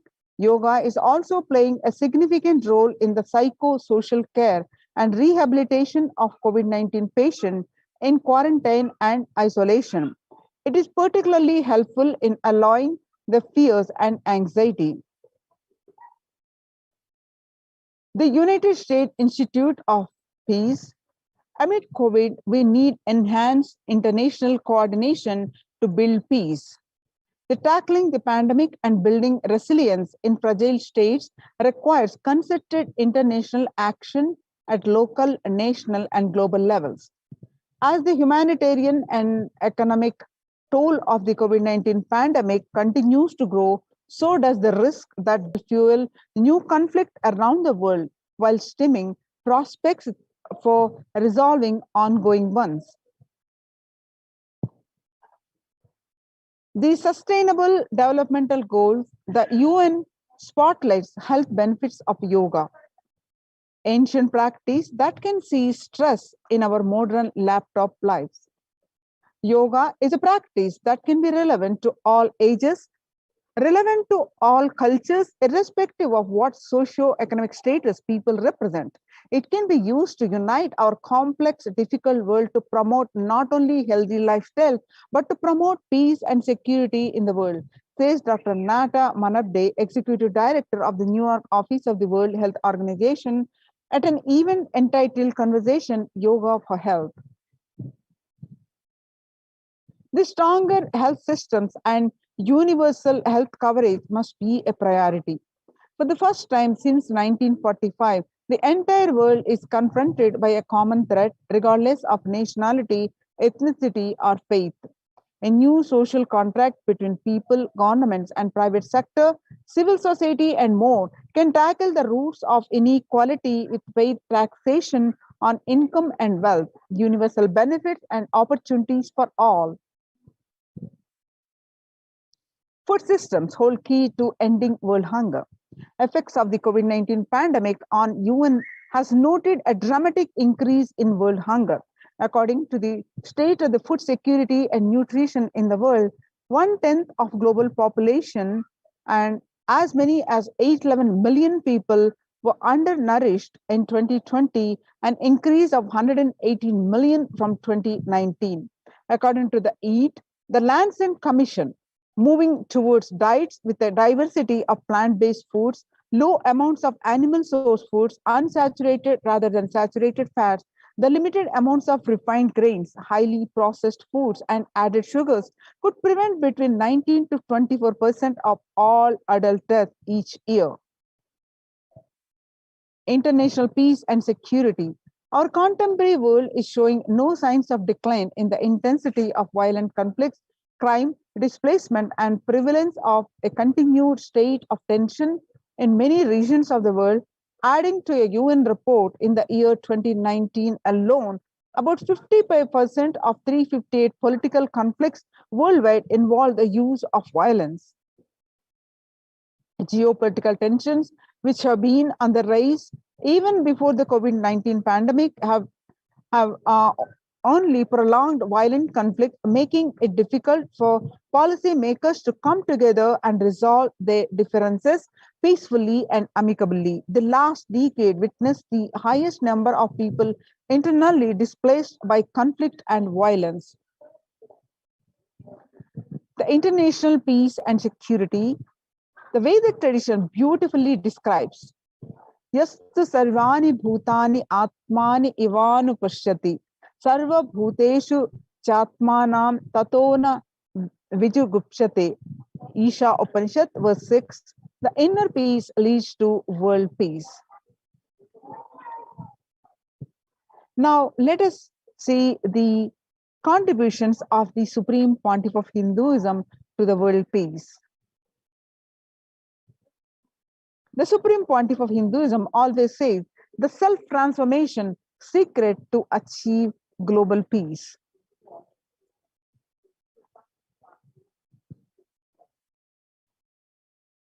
Social answer means I'll tell, oh, you should all work for global peace.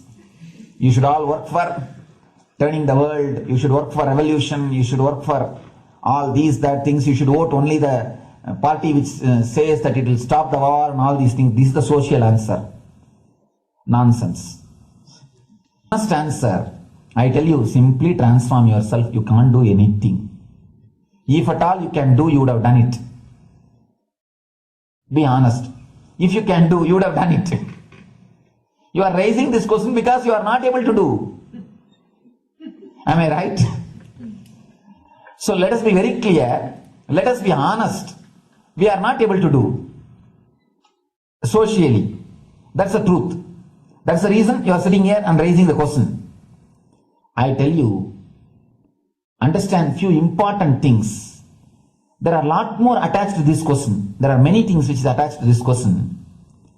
We always feel the present is the world is totally spoiled. It is not going according to the rules or how it is supposed to be. It was wonderful once upon a time. In ancient time, things were going properly. Everything was well and great.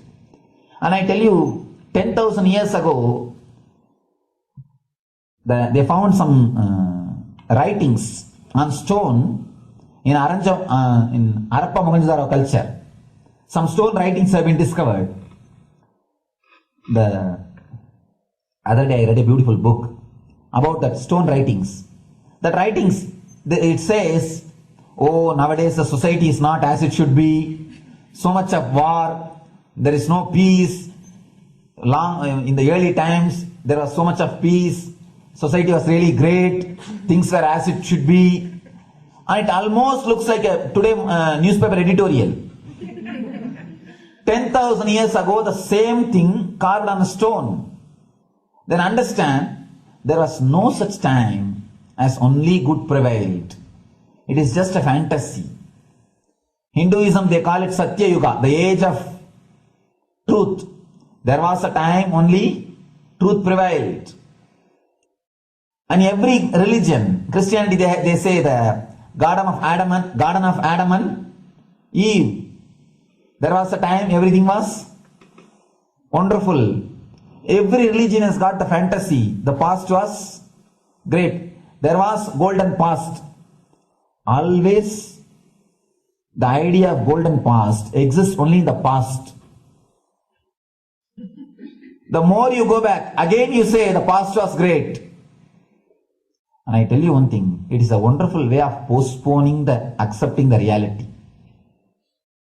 Otherwise, I can be sure the world was same as it is today.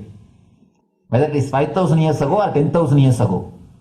Maybe one thing, there was no CNN channel that time. So the news did not reach you so quickly. That's all. The news did not reach you so quickly. That may be the only difference. But otherwise, I can be sure the good and the bad was equal. Good and the bad was equal. The same amount of wars were there. All the other things were there. You read the Puranas, the mythological stories of India, you see enough of things. Enough of dirty things. I think sometimes I find a little more. And if you read completely the Puranas or the Hindu scriptures, there are a lot of things much worse than modern day. The criminal activities or bad things or negative things, whatever you say, all this stuff. And never think only present day is corrupted or violent. In the ancient days also, all these things were there. Only one thing was not there, the CNN news or the internet. So the news did not reach you. But otherwise I can tell you, enough the good and bad was there. It always will exist. It will exist. All you can do is, if you awaken yourself, if you reach the enlightenment state, you can go beyond it. And I tell you, enlightenment is the only service you can do to the society. Just become enlightened so that you will reduce the negativity. Now, as of now, you are also the part of negative group. Naturally, we will be a negative group. As long as we are unenlightened, we will be the part of collective negative consciousness. So if you become enlightened, at least you will reduce your weight. Nothing else can be done. So all I request you to do is just become enlightened. Realize that you are a lion. That's the only way to help yourself and the society. Otherwise, all revolutions, you see, all revolution again end up as one more tradition. In last 2000 years, 3000 wars have happened in the humanity. In 2000 years, 3000 wars. Human beings have not done anything except doing wars, except fighting. Everybody claims he wants to do revolution. He wants to spread peace. You see, every country claims their army is a defensive army. Then who is offending? Tell me. Every country says defensive army. Then who is offending? These are all just, games. The idea of peace is a pure game. Everybody wants to spread the peace according to them, not according to the other person. They want peace according to them. The other day I was in one interreligious gathering. One guy is preaching, let all of you convert to my religion so that we will not have fight. He wants peace the way in which he wanted, not the way in which. And there's a beautiful saying, the sword of Muhammad, it is written, peace alone should survive, something like that. He has written some statement about the peace on the sword.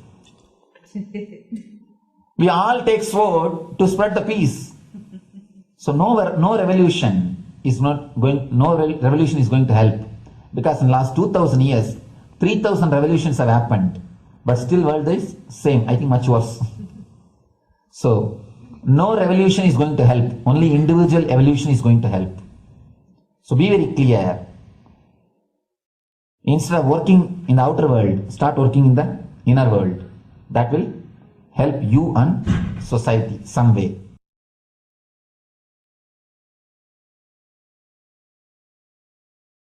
Social answer means I'll tell, oh, you should all work for global. Social answer means I'll tell, oh, you should all work for global. Now, let's listen from the Supreme Pontiff of Hinduism that Sri Kailasa is all about peace-based powerful. Listen carefully. The space of Shanti, the space of Shanti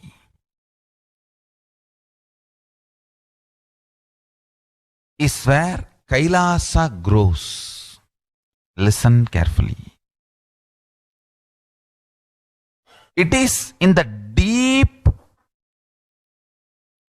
of peace or pitted powerfulness is the ground, breeding ground for Paramashivatva to manifest. Please understand. Like how pure mirror reflects everything, pure Shanti-based Shakti, peace-based powerfulness reflects Paramashiva. Paramashiva manifests in peace-based powerfulness. Please understand. Neither violence nor powerlessness. Powerlessness is weakness. Violence is abusive. Peace-centered powerfulness. Powerfulness-centered peace. All the Upanishads starts with peace, completes with peace. Shanti mantra starts with Shanti mantra, gets completed with Shanti mantra.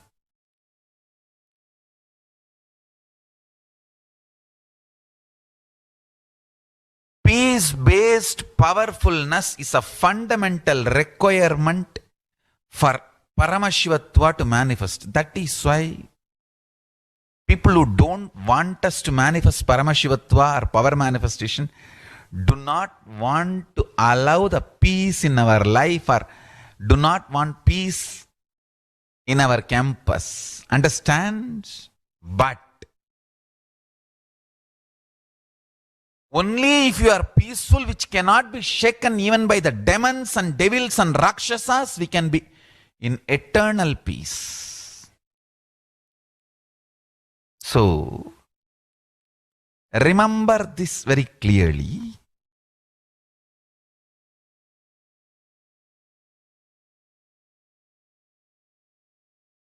Peace alters the very DNA structure, genetic structure, the core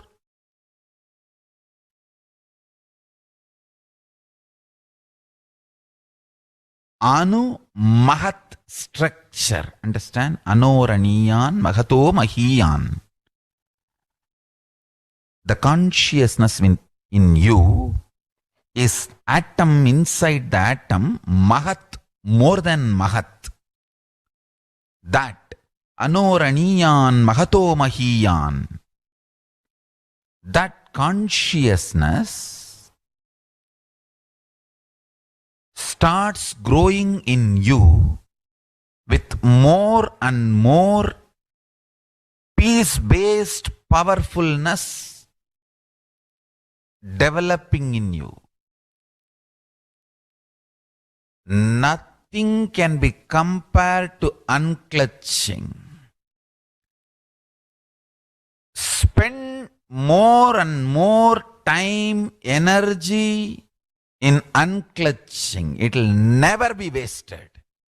Time spent on unclutching is the most productive time for you in your life, because unclutching completely makes you altogether a different material. Understand? It makes your very biomemory, muscle memory, core structure, molecular structure, genetic structure, DNA structure, everything, all the 8 energy flow circuits, 7 energy flows, One, the pure conscious explosion. So totally 8 energy flow circuits exist in you. All the 8 explodes when you unclutch. Understand? Unclutching is the space of Sri Kailasa.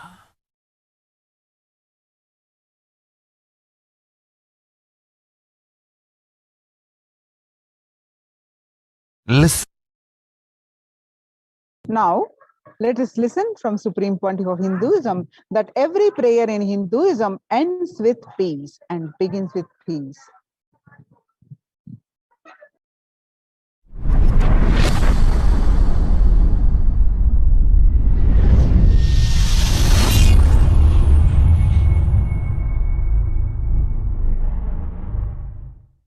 Every chanting, every prayer in Hinduism ends with Shanti, Shanti, Shanti 3 times.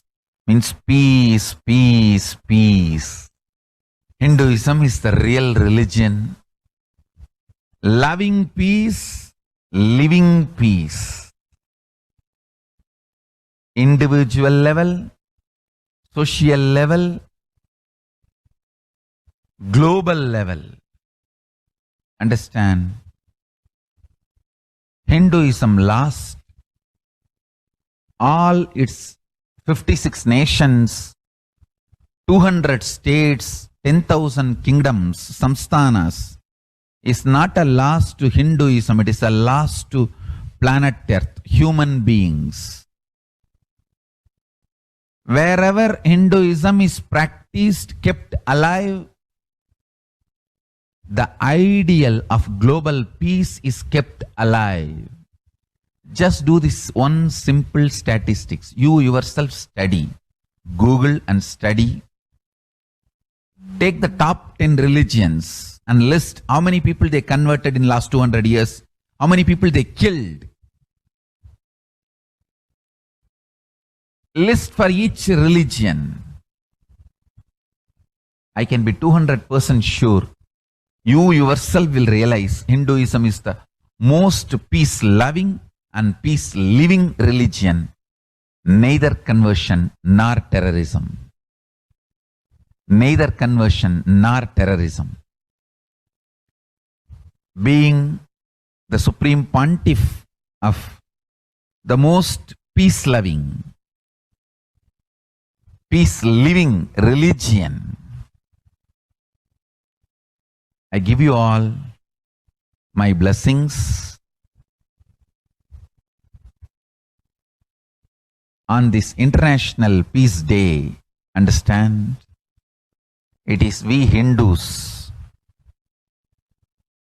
need to keep the global peace as a living possibility, and we need to make this global peace as reality. Just talking about global peace will not work. Working for global peace only is the responsibility of the real living Hindu. Anyone who wants to claim themselves as a Hindu or practicing Hindu should work for global peace. Global peace is our responsibility.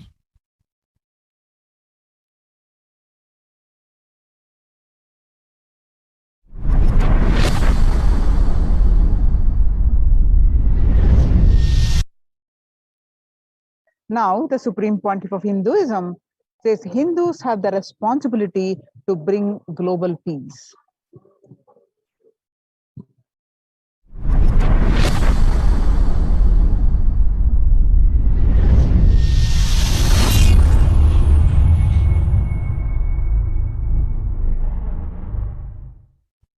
Hindus have the responsibility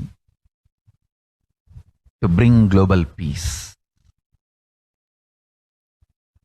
So you can also throw a challenge. See, if you are making a Hindu micronation, you can throw this challenge to each one, your friends, family, 10 people.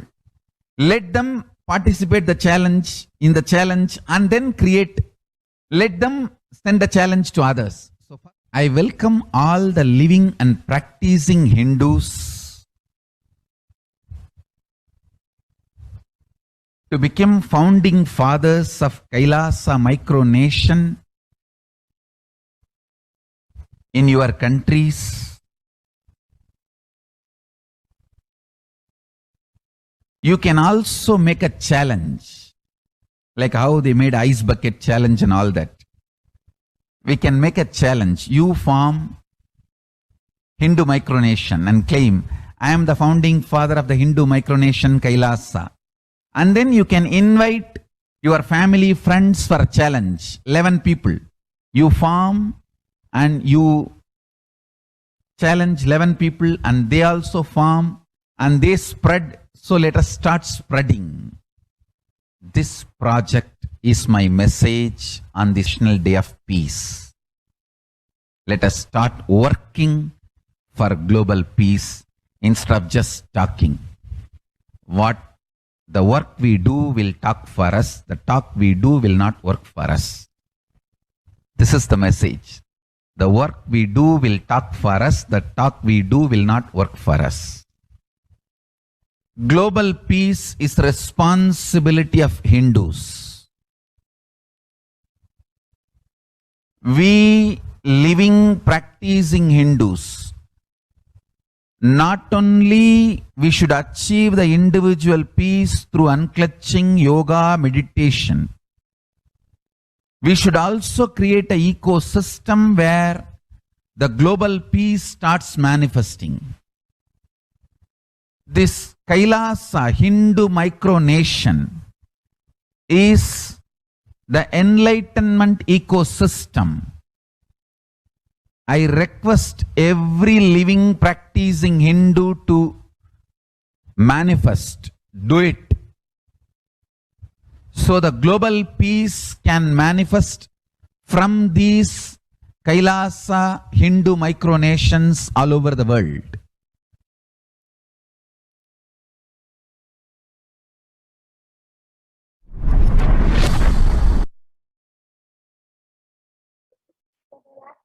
The Kailasa's mission of global peace and superconsciousness breakthrough.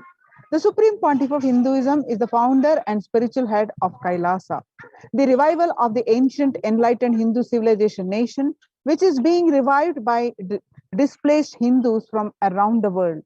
The sovereign order of Kailasa, led by the Supreme Pontiff of Hinduism and Nithyananda order of monks, nuns, and Hindu diaspora, are working for global peace and to give a super consciousness breakthrough to humanity. It is the Supreme Pontiff of Hinduism's mission to recreate a conscious world where the global issues at the climate, economic, social, health, and humanitarian levels cease to exist from their very root, turning the problems of poverty, hunger, violence, discrimination into powerful living through the experience of oneness. The Supreme Pontiff of Hinduism has been working from the very grassroots level to usher in an era of peace at all levels, individual, societal, national, and global. His deep insights into the workings of the human mind-body emotions have enabled him to powerfully and directly address various social and emotional problems facing humanity today. The life solutions based on the ancient Hindu tradition, the meditation and yoga techniques from the scriptures, the cognitions rooted in the highest truths, the lifestyle based on the living and radiating the higher values of life and powerful way of living and realizing one's ultimate potential form the foundation of the Supreme Pontiff of Hinduism's teachings, which by their inherent nature provide the foundation for peace on planet Earth.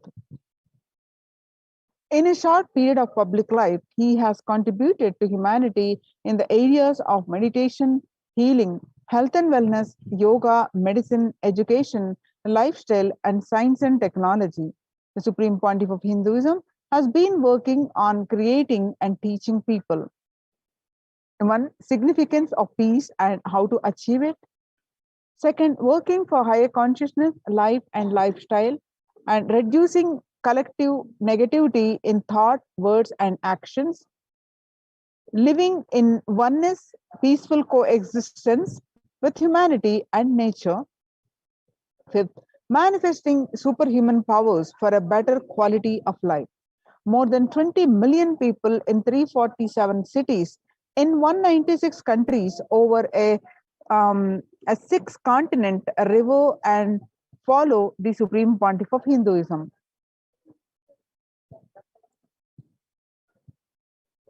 The Supreme Pontiff of Hinduism launched the Minutes for Peace initiative, which aimed to reduce crime globally by conducting mass meditations around the world in parallel. In 2014, just after 2 years of launching the program, it crossed over 1 billion minutes of meditation. Scientific studies have shown a reduced crime rate after participation in the meditation and completion techniques. In 1976, it was found that when 1% of community practiced meditation pujas, the crime rate was reduced by 16% on average. The current tally in the Minutes for Peace website is more than 4.3 billion cumulative minutes of meditation logged. Include all the events, programs, and festivals where people have gathered in large numbers and participated in meditations and rituals. The total count comes out to be a staggering 409 billion minutes for peace so far. Kailasa's Minutes for Peace, you can see the pictures here. The about 5,000 devotees gathered and participated in a 45-day meditation program called Shuddhatvaitam. Kailasa's mission of global peace and super consciousness breakthrough. The Supreme Pontiff of Hinduism has hosted Kumbh Mela, United States of America, in Los Angeles since 2007. Nithyananda Sangha is entrusted as the only organization to host Kumbh Mela outside India by the Akhila Bharatiya Akhada Parishad. In September 2006, the Supreme Pontiff of Hinduism organized the first confluence for the world peace to honor the memory of those who lost their lives saving others on September 11, 2001 at Irvine, California, USA. The second confluence for peace was held in Los Angeles in 2007 in collaboration with Vedanta Society, BAPS, ISKCON, Siddha Yoga, and other organizations. The Kumbh Mela festival spread fast to other Australia, Canada, etc.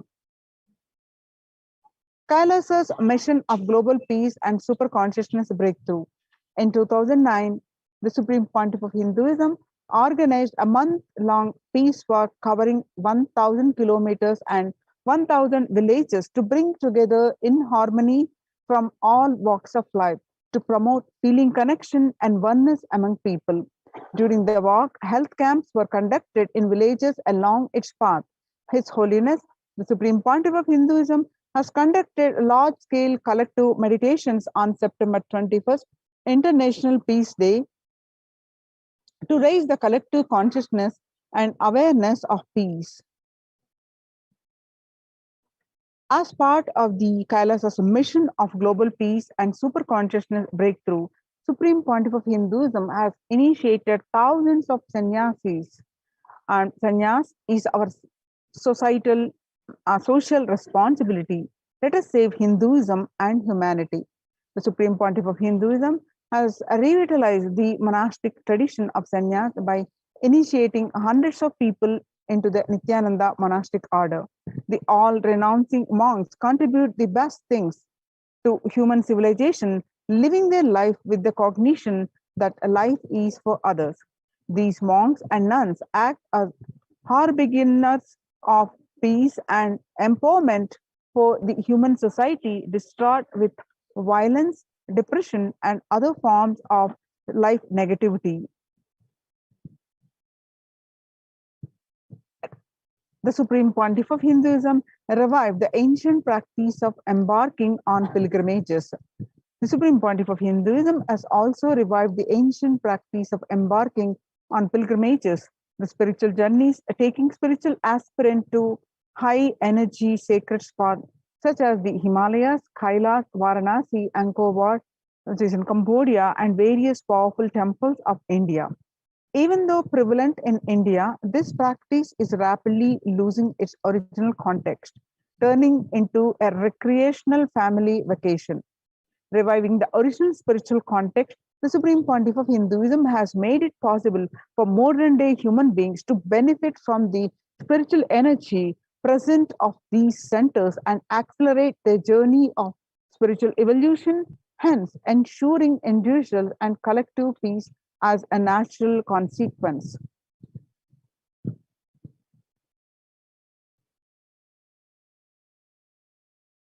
Now, let us see the revelations of Devi Parashakti to the world.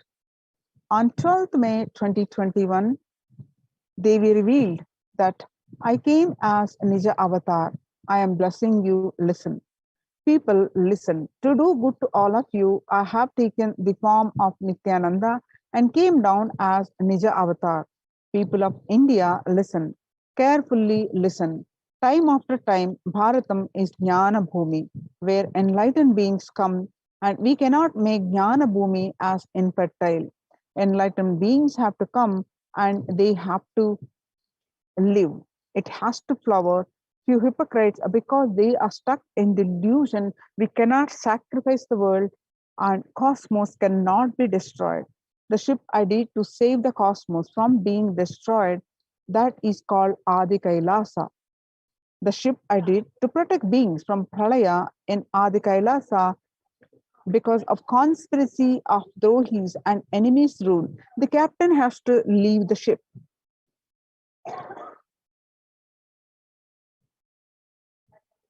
On 12th May 2021, Devi continued to reveal that before 12 years is going to happen, all Aushadas by this Guru Purnima, that Jnana Rasavadam, Navapashana, is going to flower, allow people to come and take dip in Navapashana flower.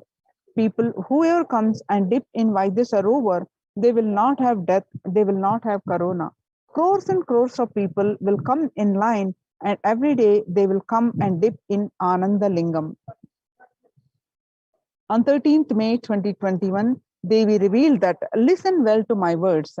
For India, I made ship as protection. Nithyananda Navapashana Lingam in Vaidya Sarovar. Go to Adi Kailasa, O Indians, listen.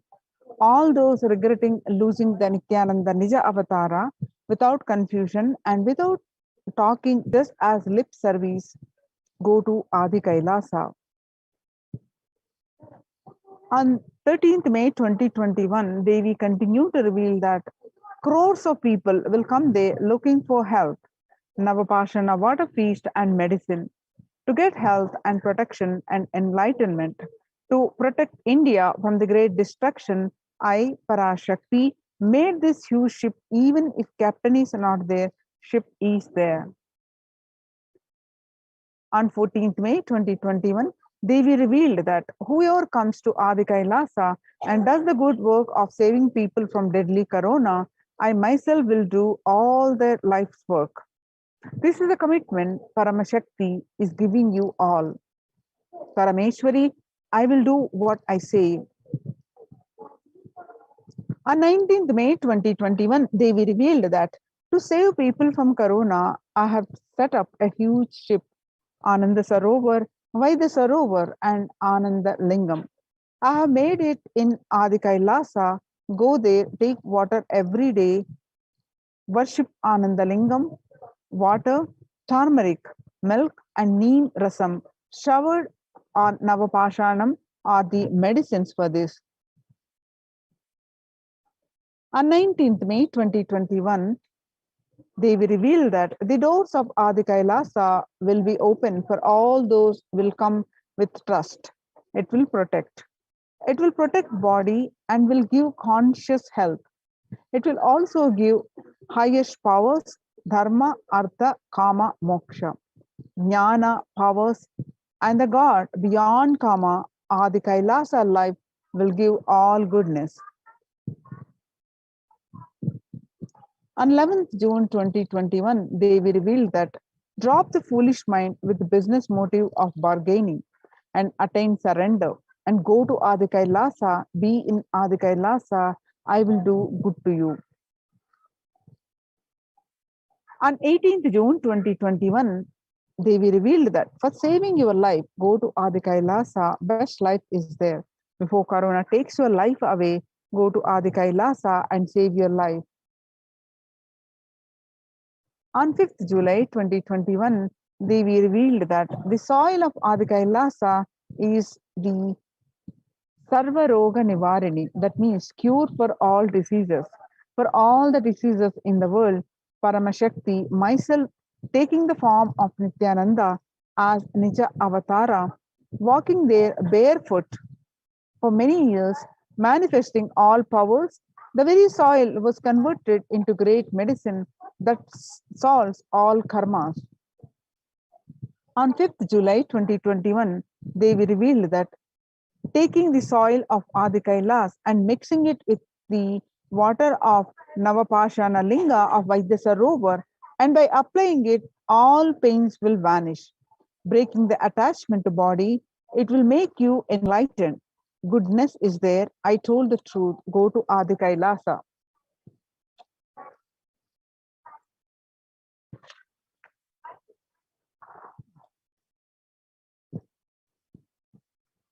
When the first world countries closed their borders during a massive global emergency, Kailasa has opened its doors to all without exception. Now, the various COVID care centers open across India are Adi Kailasa, Enbadi, Bangalore, Salem Adhinam, Tirunamalai, Rajapalam, Puduvai, Pattanam, Srirangapadi, Sripuram, Madurai, Avatipalam, Huzur, and Baroda, mainly in Tamil Nadu, Hyderabad, and Gujarat and Pondicherry. Kailasa rushes to aid India as India finds itself on the verge of COVID-19, the third wave. Multiple free COVID care centers open across India. Various social services offered during pandemic in Kailasa's de facto spiritual embassies across India. Cosmic revelations on global pandemic. Free social services offered during the pandemic on de facto spiritual embassies across India are medical care, which includes allopathy, Ayurvedic, and Siddha medicine, infrastructure to accommodate thousands, accommodation for multi-layered quarantine, emergency ambulances, which is ICU on wheels, personal protective medical equipment, food security management through food banks and organic farming. So join the COVID care protection centers. Register now through the link below, https://kailasa.org/kailasa care.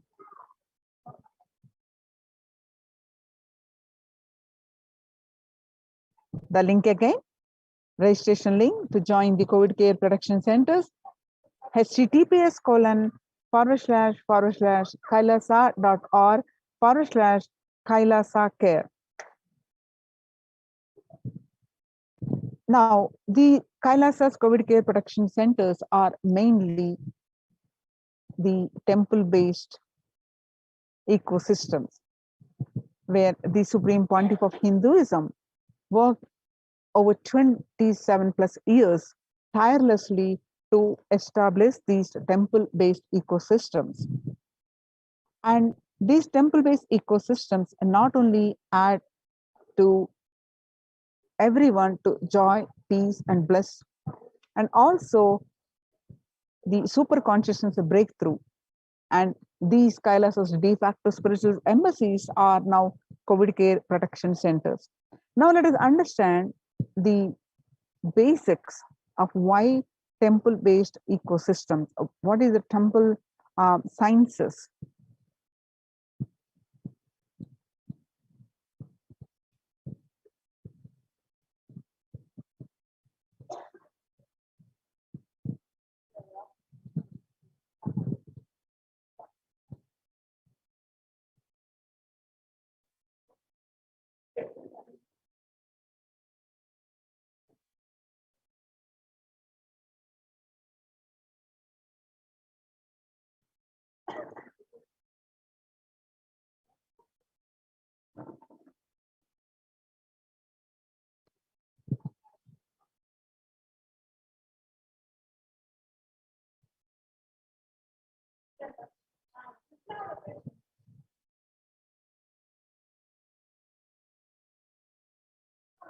little about this particular Meenakshi temple. Please tell us who is Devi Meenakshi and her husband. Why this grand temple? What are the visible and invisible functions of this temple? Please tell us, Swamiji. Read the next question also. Both. As we see in our present time, towers of mobile, TV or dish TV antennas everywhere connecting invisibility to satellites, doing an incredible function for individuals and for society. My question is, there is and was everywhere temples and deities in this culture.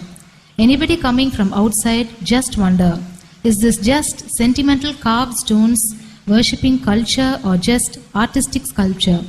What is the invisible function of temples, deities? See, both questions,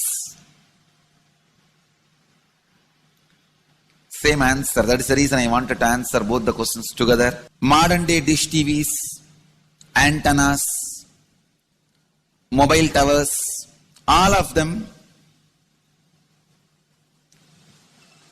work in the level of certain frequency where the words, pictures, visuals can be transmitted. See, the verbalization and visualization, names and forms can be transmitted from one place to another place through these mobile towers, dish TV antennas. But the temple towers are created to transmit super consciousness from one place to another place. Please understand. In Meenakshi's time, there was television, conscious television. It used to be in stone slab. And if you just sit in front of that stone TV, meditate, connect with Meenakshi, she will appear live and answer whatever you want. Perhaps only slowly later on became deities. You can see in our temples this happening. The TVs in which I am appearing and speaking are slowly becoming deities. They are receiving worship. Flowers are offered to it. Aarti is done to it. Incense is given to it. Now, all our temples are planning to have a separate throne for this TV. In Los Angeles, already I am on the throne. The TV is in the throne. The TV, in which people are seeing me, have already become deity. Same way, please understand, the stones through which people were able to connect with the super consciousness have become deities. Same way, all our temples, deities, everything is a connecting mechanism with super consciousness. The mechanism which connects with the super consciousness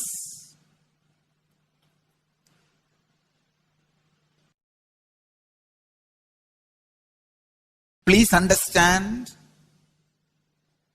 the deities and temples are not just sentimental carved stones, or they are not just artistic sculptures, they are conscious transmitters.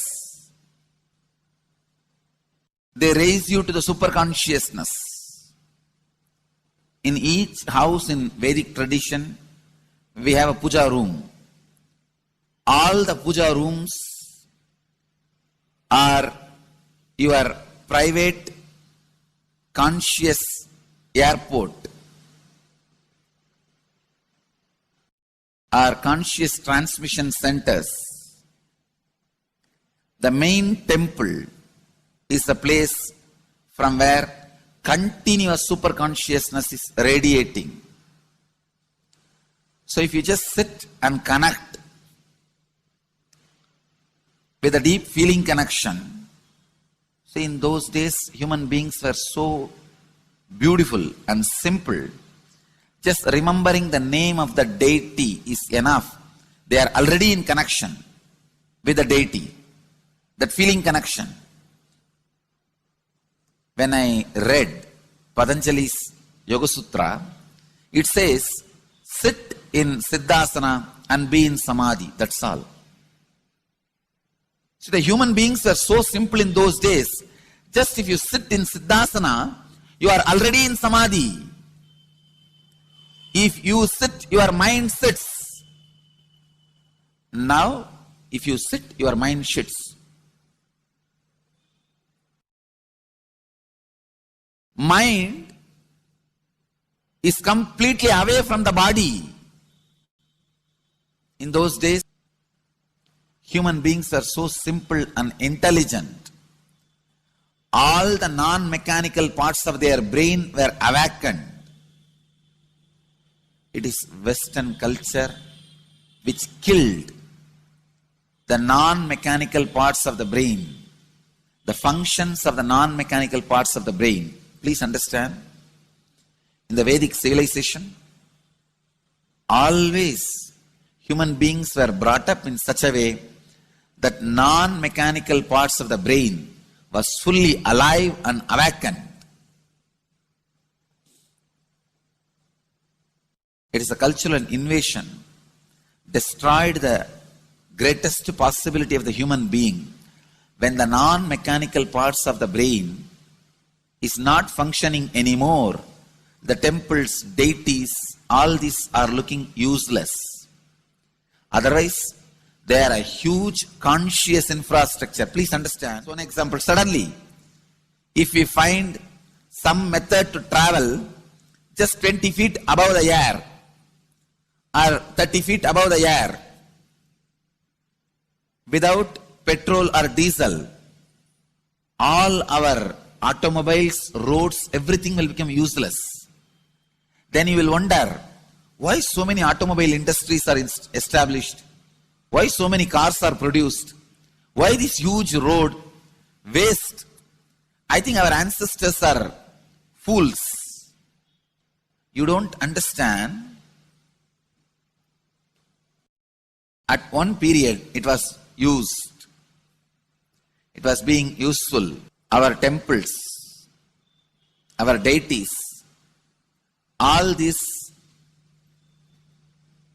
are useful if all your non-mechanical parts of the brain is awakened.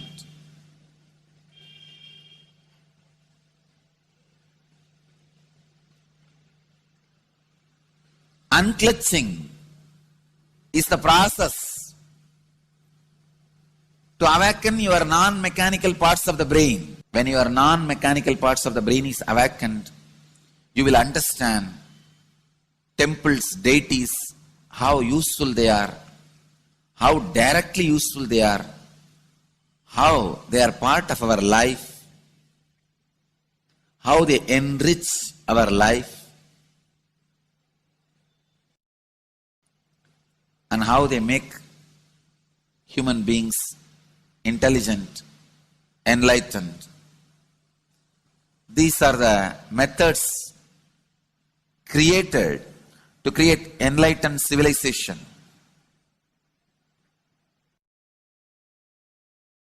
These grand temples are not built as an just monument. They are built as a conscious movement. It is not like Egyptian pyramids, monuments. No. It is conscious movement to raise human beings to the highest consciousness, to make human beings experience the highest purpose.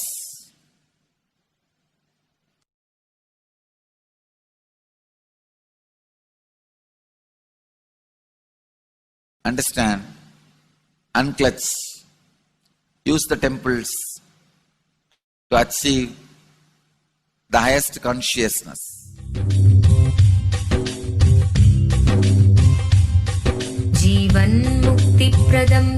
Paramahamsa Nithyananda, a rare living incarnation.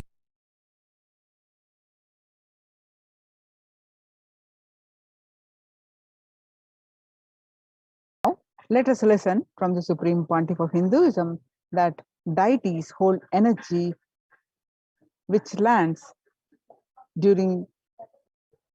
when doing the prana pratishtha, the consecration of the deities.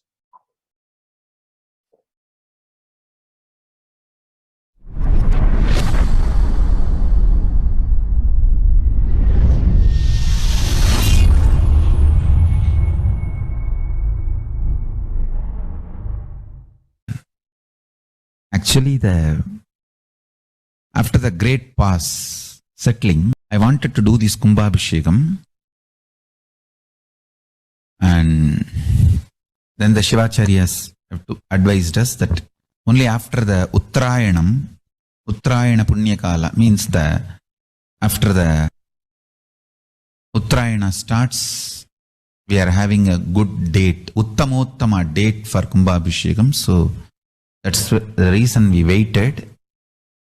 And see, fundamentally, deity intensely receives the energy like a lightning and manifests continuously for the whole humanity. You see, it's like if I have to talk to you in a normal social language, it's like a lightning holder.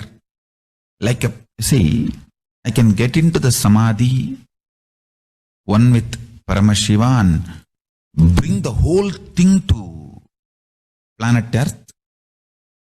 But the deity should be able to hold it and manifest it, radiate it for the humanity.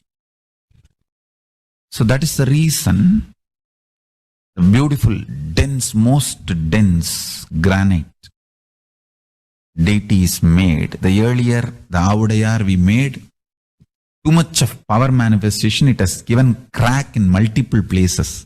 I don't know how you guys will be able to believe. Maybe I'll tell them to show the video. Such dense granite cracks to pieces and so carefully maintained with so much of all the Abhishekam, Puja and everything. Crack is the last thing you can imagine in dense granite, but so many places that earlier Avudayar has had, and that's the reason we made the new deity with more dense granite now. More dense granite, the deity is done, so it can withstand the power manifestation and hold the power for quite a long time. Maybe at least next 12 years it can hold. And before that I'm planning for the different level of granite for Avudayar. I wanted to teleport from the other planets where the 100 times more dense than planet Earth's granite is available. And anyhow, all that I'll do it and then show, and instead of giving material for trolls. Information after everything is achieved, after everything is done.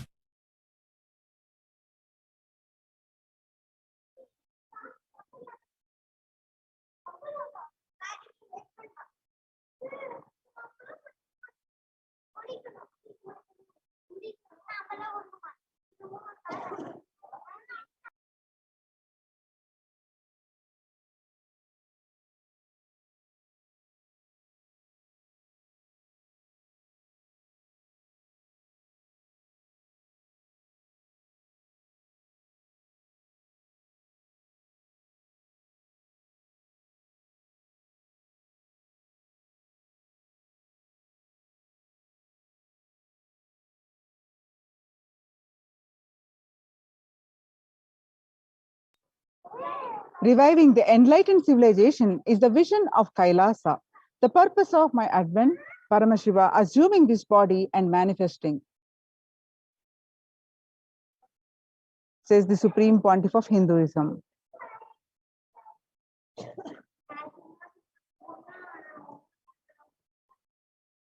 The Kailasa is basically an enlightened civilization where everything happens based on the ultimate cosmic principle and ultimate possibilities and powerfulness.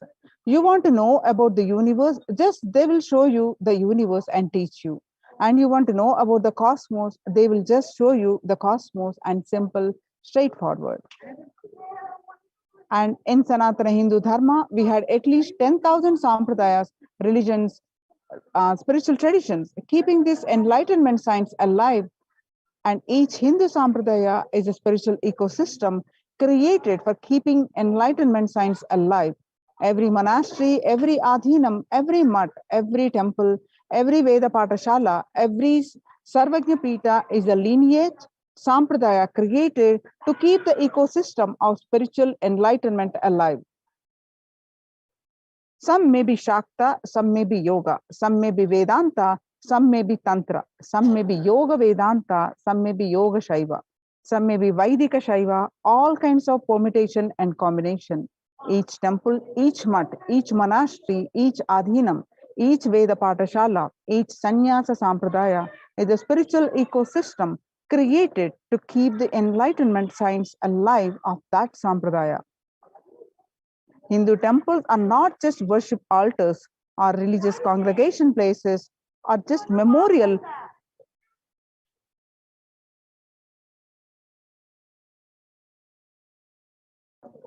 Hindu temples are not just worship altars or religious congregation place or just memorial for certain legendary person or incident. Hindu temples are residences of God.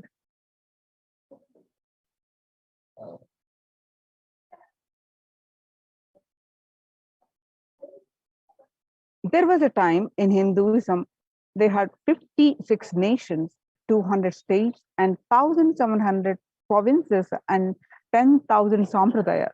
Almost 95% of the population were Hindus. Slowly, that brutal terrorists invading, life negative gangs enter, destroy, rob, plunder the temple, destroy the spiritual ecosystem, the enlightenment ecosystem. In last 10,000 years, and last 1,000 years, we did not have a single nation, we did not have a single state, we did not have a single province protecting Hinduism as a state religion legitimately. And in 10,000 sampradayas, without any doubt, I will say only 200 are left alive, struggling to be alive. So Kailasa is a place where everything related to super consciousness is revived. All the sampradayas, all the spiritual ecosystems created for enlightenment will be revived and established in such a way that it never gets lost again. And they are there forever serving the humanity. The enlightenment ecosystem are the Kailas. Like every monastery, temple is an ecosystem for keeping the enlightenment science alive and flourish, which can automatically make people enlightened. It is like enlightenment automatic machinery. Anybody comes in, they just get introduced, inspired, excited, energized, and made to power manifest status, enlightened, and start radiating, and they start spreading. Enlightenment becomes the source for energy and excitement. A person who can make enlightenment as a source for energy and excitement for anyone is an incarnation. Fortunately, we are successful in making enlightenment as the source for energy and excitement to millions of people all over the world. This whole Kailasa is a revival of that enlightened civilization. A temple is a place where an intense cosmic energy is available for everyone to experience.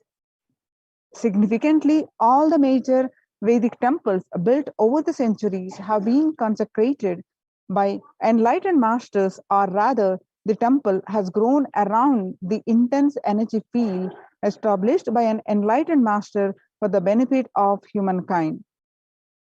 Just as a rich man leaves behind his wealth for the next generation, after he leaves the body, enlightened masters leave behind the huge they bring with them in the form of temples.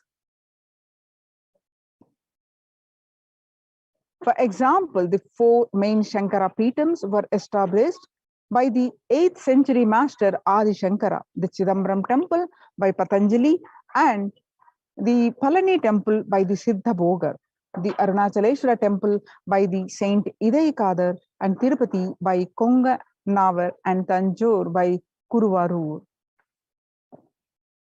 The powerful spiritual vibrations present in these places are so palpable that even the most casual visitor can feel its effects in the form of peace, bliss, or clarity. When maintained properly, using the subtle powers of mantras, rituals, and meditation, temples can hold and radiate this precious energy for thousands of years.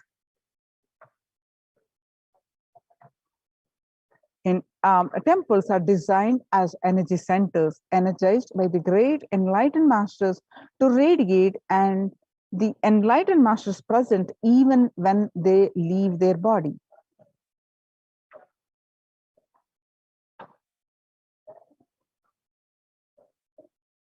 Temples are found deliberately at a place where the positive energy is available abundantly from the magnetic and electric wave conveyances of North and South Pole push. The idol of God is set in the core center of the temple, known as Garbhagruha Sanctum Sanctorium. This is the area where the Earth magnetic field is discovered to be the most extreme. Therefore, it is the energy source. The Dvajastambha, the flagpole, behaves as a transformer. The huge domes are for amplifying the energy. Temples were systematically built for the transmission of energy on a large scale.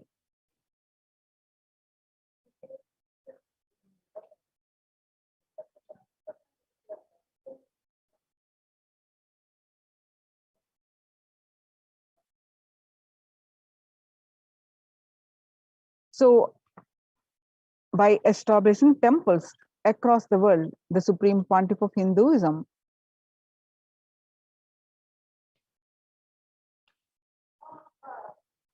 contributed to the global peace by transforming each individual